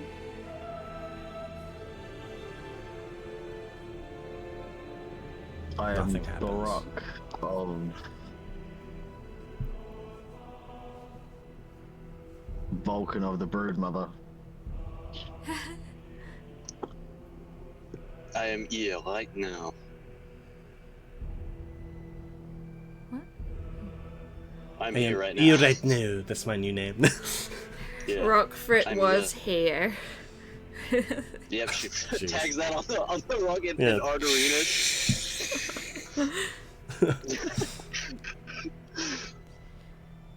So, Sorok, it was in deep speech on the rocks. Do you think it speaks deep speech? I'm just imagining God of War of the World Serpent just staring at you, and you gotta.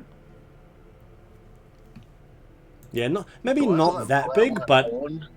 almost as scary Do as I have to that. pull out my horn and like slow talk to it? Yeah, it's not quite that big, eh? Like, I'd say it's probably like Yeah. half the size of Jormungandr, yeah. Yeah. But yeah, it appears to like look a bit more, I don't know, like intelligent. Like, I don't know, well, Jormungandr is intelligent, but like it looks like it's more. Yeah, what would you like to say to it? Just hello, great dragon. We have come because this little godling here would like to speak with you. Do you understand this language? I don't know. And please don't eat me. Alright, leans forward, moves its head down, and it's now like sort of level with you guys, looking directly at you with its eyes turned inwards. Why do you come to my glade? What did he say?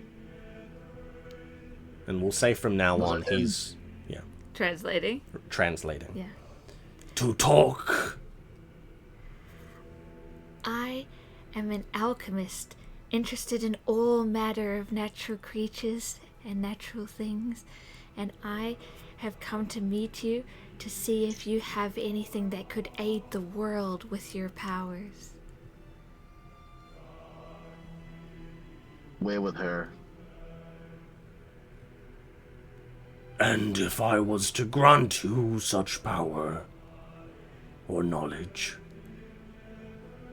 what or how would you help those of your world? Well, so far I've been curing all manner of curses and healing the poor who can't afford to go to get medicine elsewhere. Who knows what could be done with a scale or a flower or a branch from someone as amazing as you? You are talented in your craft and helping others. Yes, I helped Magus Elysium, and I have my own apothecary, and I even teach the head of the Magus Academia.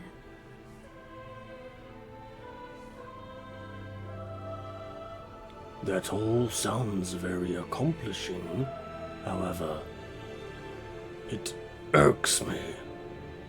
It irks me so that you would yet have two among you, those in your company, who are cursed, and yet you did not help them, Who is supposedly cursed? talented in your craft, and yet you do not help those.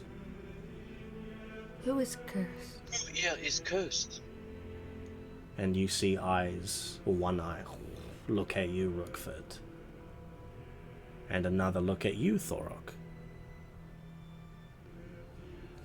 And it looks back at you, Pom.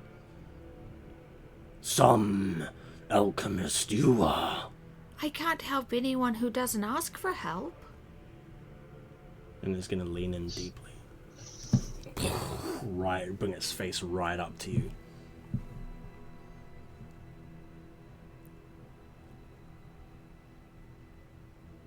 If you wish to help those in need, you must first help them. How am I You cursed? bring them here to my domain, the afflicted, the unclean.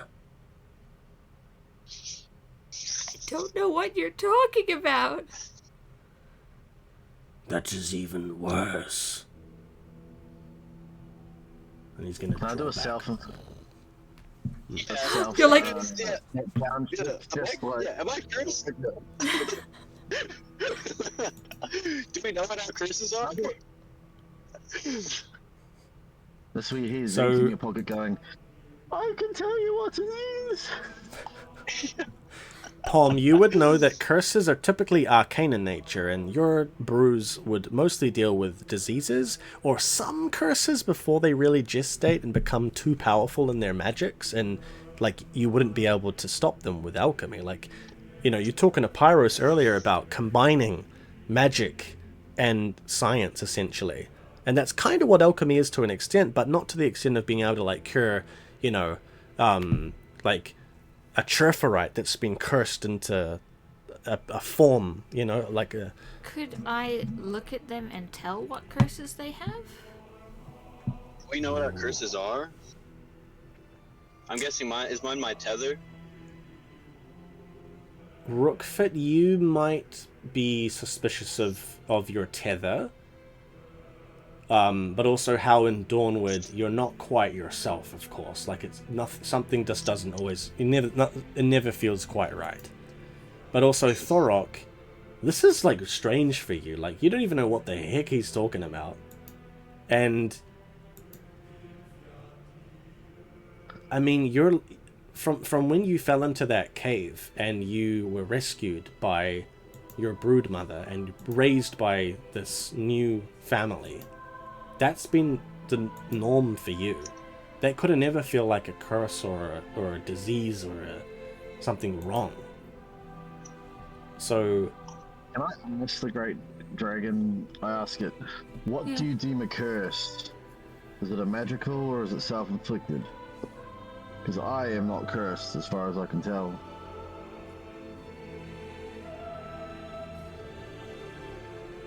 he's gonna lean forward again. Unless he already was leaning forward, I can't remember. But he's gonna lean forward again. Even more. Yeah. Yeah. Oops, I bumped you off the edge. He bumps into you with his eyeball. Yeah, and you see spikes like trees for a mane, and its teeth are jagged.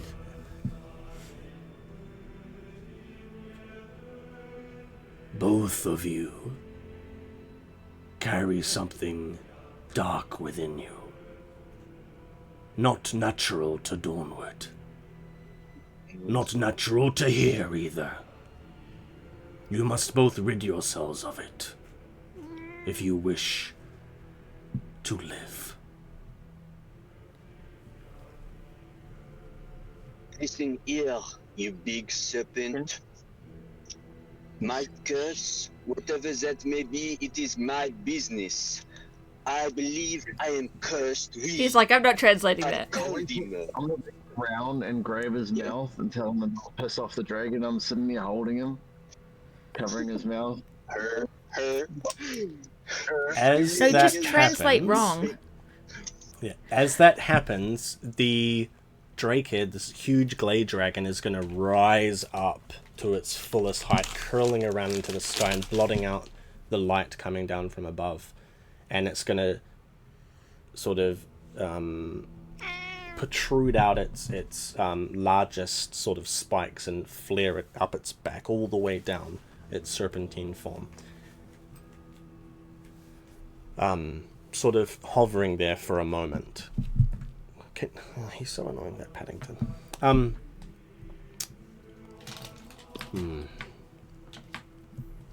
Can you tell me what we are cursed of? And how we might cure it. How we might cure it, because I have lived my life. I've had sadness, I've got darkness in my heart, but I don't think I am cursed. Unless revenge is a curse. You do not scare me, serpent.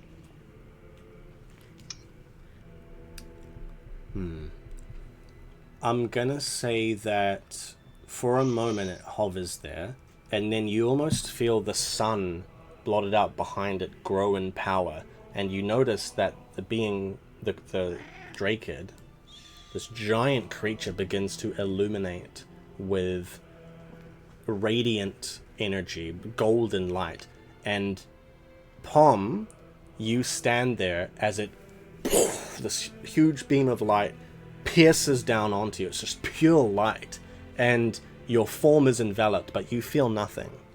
You just feel it course through, and it's almost like you're reverberating, and you can like feel your heart, right? Your heart beating inside. Just cackling in the middle going. Yay! Yeah. Thorok and Roqufort, Yeah. you feel a great tugging at your hearts as pure white Dharma pushes down onto your very being, and you feel, Thorok, you're a little bit surprised at this. You feel darkness within you begin to be pushed and compressed as you guys are pushed down onto your knees. And the Glade Dragon calls out to you as you're blinded by this light. You harbor within yourselves the great black, the abyss, the primordial. You must both rid yourselves of it, both of you. Not of your own. This darkness. It is from another. It is from... And it pauses. And it draws itself down and ends this radiant light on you, and it stops and it sees, and you finally can feel yourself again and sort of at least catch your breath and rise up again. And it leans down. This one. And it looks at you, Pom. She is the only one who can help you. And it is going... You finally now see that it actually has arms and a huge claw. And a talon curls around. And it rips off a carapace of spikes, moss, and grass as it hands it to you, Pom. Oh, thank you, thank you, thank you. Oh, thank you, Great Dragon. Oh. No, I have something too. Actually, I translate it back to Pom and be like, "That's not for you. That's for me." He says we got to come back later to get you something, Pom. And I take it all for myself. I am but the protector of this glade. Atop this spire of the Crest Realm, you have come through a glade of Dawnward. An impressive feat, to be sure. But what I have given you will aid in ridding you both of your affliction. I shall have to study. How long until it kills me? Kills us? Do we have That time? Or is I this- do not know. Or is it like old age where it's gonna kill us in about 80 years? Yeah, that's fine. I'm fine with having the Tempest. It's like cancer. It'll happen one day. It leans forward and it bares its teeth at you, and it's almost like smiling, perhaps, or just like a little bit. It's not enamored with you both. We'll just say that. The black within those of this world is impure and unfocused. It is not orderly.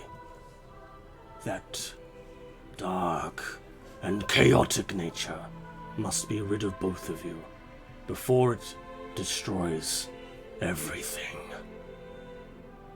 Is Zeke cursed as well, or is it just us? Zeke's in the bag.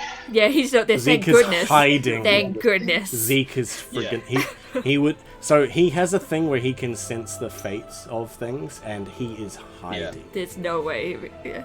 He You're zipped like, up hey, that pocket hey, there's dimension. someone in here. Can you check him too? Dr. Glade Dragon. And it No, rises Cyrano was back in the up, pocket. and it looks at you all. Thank you, thank you, thank you, thank you, thank you, thank you, thank you.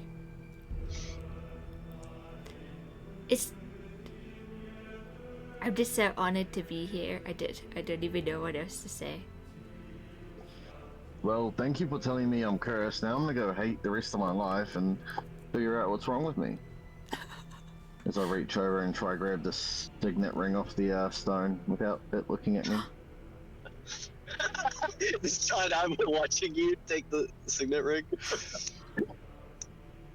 As you go Can I to take do that? that, you grab it, and you feel a searing pain, almost as if it's scalding, like molten hot lava, and it burns you, and you manage to open your hand to drop it, to see the damage done. Is the Completely fine. sigil imprinted into my hand now? Is it like... There's nothing there. You haven't been burned.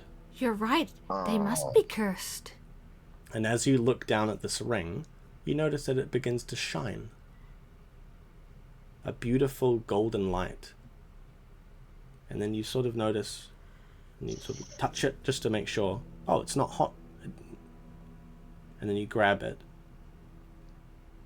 And it feels warm to the touch. It's almost like it's like being close to a fire long enough to be warm, that sort of warmth in the winter that you'd kind of like to have, you know, feet by the fire. And you sort of hold it in your hands, and you realize, Thorok, that something has changed about this signet ring. It's been enchanted. Ooh. Ooh. Do I know what it's been enchanted with? Maybe. Interesting finding. Is it like a pocket dimension for my exes? Just whoosh. Or Yeah, like am I no, really like the smart Flash, now? it shoots out. Yeah, the Spider-Man outfit out of the ring. Oh no! A pocket dimension for your clothes, so it shoots. Yeah. Yeah, no, it Like doesn't the do that. But Flash, how he has the we'll see. or Yes, Yeah. yes. Roqufort, what about you? what about me? What? Your gem that you put into the thing. After that Yeah. happens to Thorok. The dulled rock. Yeah, she's gonna walk over and I guess she'll pluck pluck the stone up. Is it also charmed and divine like his is, or?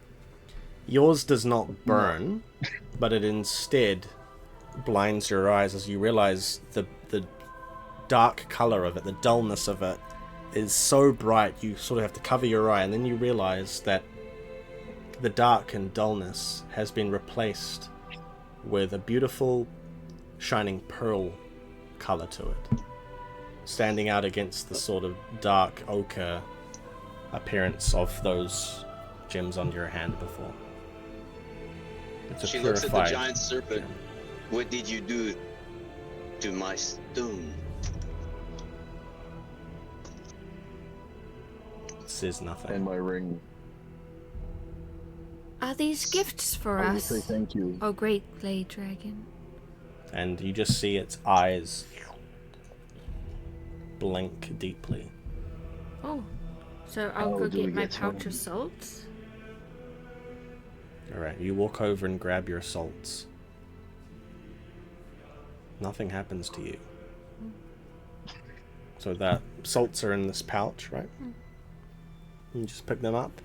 However, the one thing you do notice is that they are much, much heavier than before, like 10 times heavier. Probably weighing like a kg. That's the only difference you feel. So you'll feel a difference in these items. But as you pull off the last item, the glade dragon is going to recede backwards. Mm-hmm. What about my spider's eyes? Oh, Remember they put the eyes in the thing? Yeah, they've got to go get those. That's been my surprise. Okay, the spiders- time. put the spider, the eyes back in their mouth, and They're then never hungry again, yeah. and they start to choke, and then and you just sense these are like 10 times more delicious than before. It's like a bone for a dog. They just last a long time. Yeah. Sweet. Great dragon, how will I know when the Gobstoppers, where curse they has been just suck on them. lifted? Yeah, like gobstoppers, yeah. They use it as a Spiders weapon. will- Alright. They attach it to the web and go pa-ting, pa-ting, pa-ting. At this point, the great glade dragon doesn't say anything else. It simply recedes back down, I love you. How are we gonna get out of here? and then it returns, coiling itself up like a coiled snake, essentially, and begins spinning around the glade. And the wind is whipped up, and basically you can't even see anything as grass, dust, everything is whipped up in the air. And you are pulled up into the sky, essentially into a vortex of magical energy again, flying through the air, back and forth, up and down, left to right, back to front, north, south, east, west. And you smash down onto a bed of grass. Not as lush and soft and nice as this glade was. When I see it coming, can I like spider web out a makeshift hammock that I land and just? Sure, you're just like, nope, not happening again.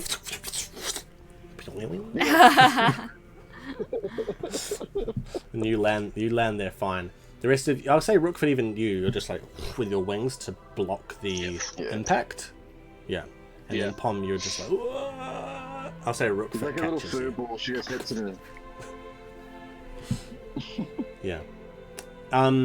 Weirdly, you are all at the base of the forest entrance. Not near the road, but in the middle of nowhere, essentially. You can still get your bearings, of course. Off to the west is the mountain and whatnot. You can't see the town behind you, but the city behind you, but you know that's where it would be. But you are now back in Dawnward, at least, if you ever left. Alive. Man, that was scary. That was so We'll set fun. up camp for the night and end it there, hopefully. 'Cause it's...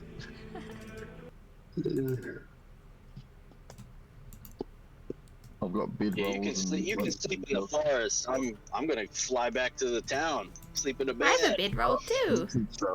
Someone wasn't prepared. We'll say now it's heading into late afternoon. Oh. Time has flown by. And the sun is beginning to sort of move downwards towards the tip of the Vulcansbard mountaintops in the far distance. How far away is home for me? Do you mean As in Dunni, or do you my mean actual birth and home? stuff. Actual home. Oh, days and days into the caves of the Vulcansbard mountains. That is very far. Yeah. Oh, you should have Damn, I asked thought it him was if there were close, I could go and- caves.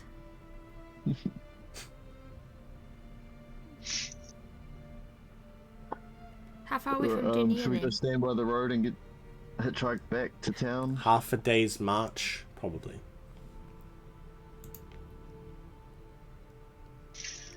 Wait, we're in the forest, but like the trickery would they kind of be, I don't know, in this area? You want to try and see them or sense them? Sense them. Roll me in a DV16 attunement check. Sure thing, buddy. Sure You thing. never know if you get a crit. Oh. That's 10 total, baby. You sort of look around and you focus. All right, okay. Nothing happens. Cool. Roqufort will go, "Oh, chicory, oh, beautiful little fairies and fairies of the forest. I will leave a gift for you here." And she'll reach into the pocket dimension, grab out one of Winona's legs, toss it deep into the forest, and then turn around and leave.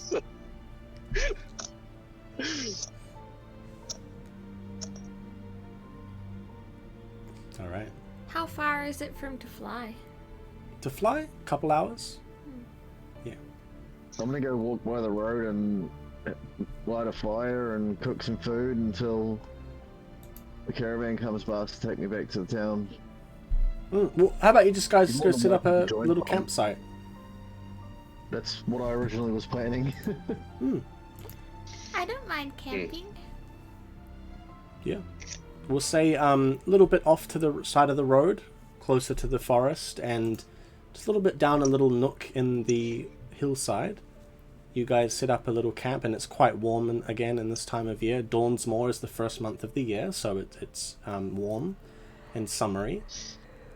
To the point you don't even really need blankets or anything. You could just camp out on a little bedroll. And so, Pom, you... we could.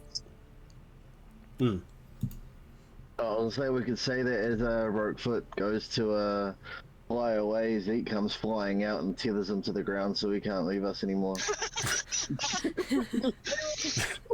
Sorry, back. Well, it's funny you say that. As we get to the end of the session, we'll say, like, Roqufort, are you just gonna hang out with them?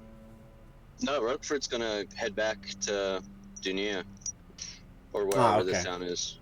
Well, I will say then, just to annoy you, that Zeke does, as you go to fly out, he does fall out. Oh, oh, oh. There you were.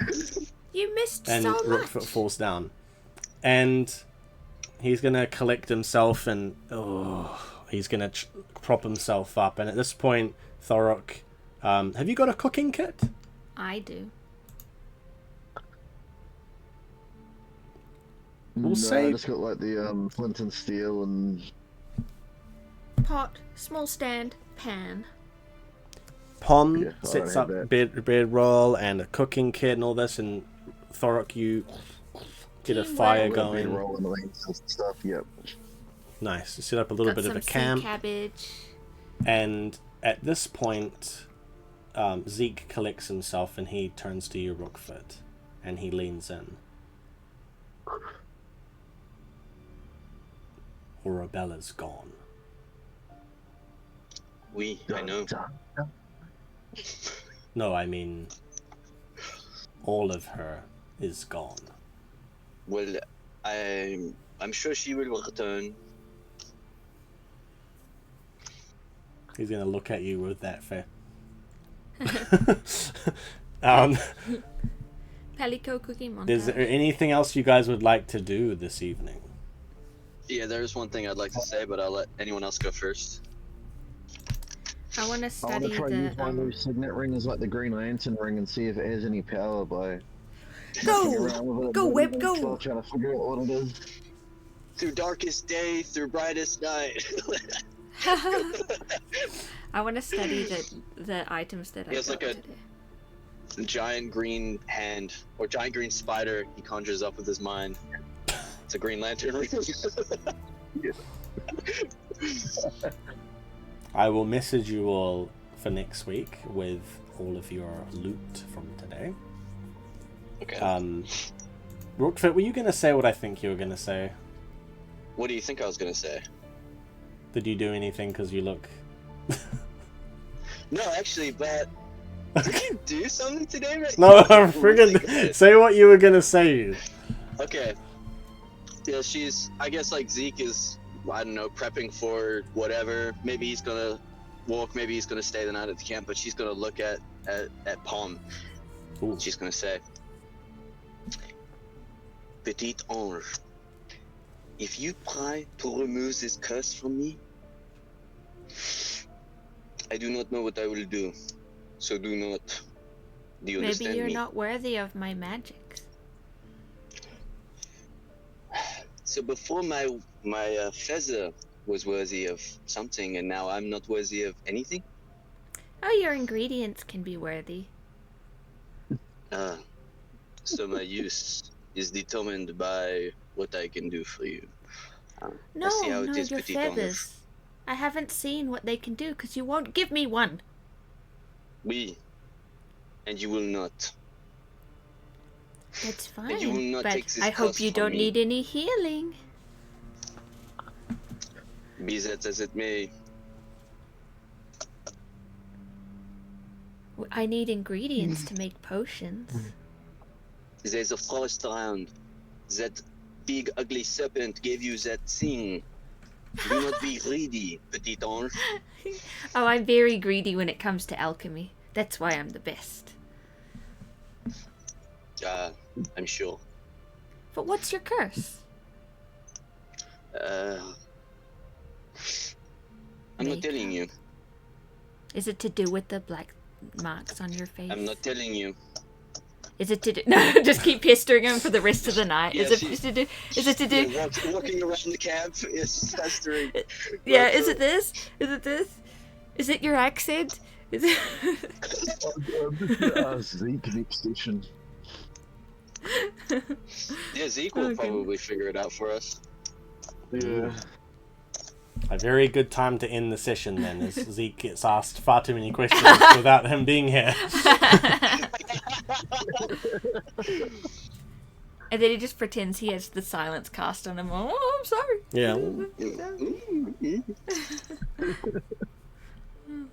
All right. Well, thanks, guys. Good job. I actually was surprised we were going to have a combat, I thought. What? With who? The Glade Dragon. Why? I'm so nice. I was so scared, bro. I was ready to face him down, dude. Yeah. But I'm so nice to everyone. Why would anyone want to fight me? To be fair, though, it was going to only want to fight you guys until half of its HP as like a little jewel. So it wasn't going to be like... What would have made him fight us? Like 350 HP. What? What would have made him fight us? If you guys didn't put your items on the thing. Yeah. If you didn't do the one thing that the Glade said. How could I have predicted that? Yeah. Well, if we couldn't have read it, then we wouldn't have. So he might have attacked us. Yeah. See, I want to parachute from the top of the tower. That's what I was planning. So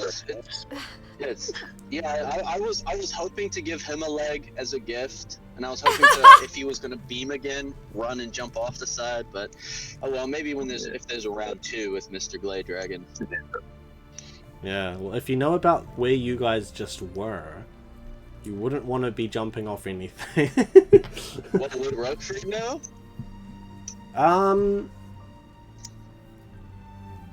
He said the name of it. He said the Crest Realm. He did actually name drop. So you guys were in the plain north of Dawnward, which is a plain of basically fog and cloud and DLC. nothing.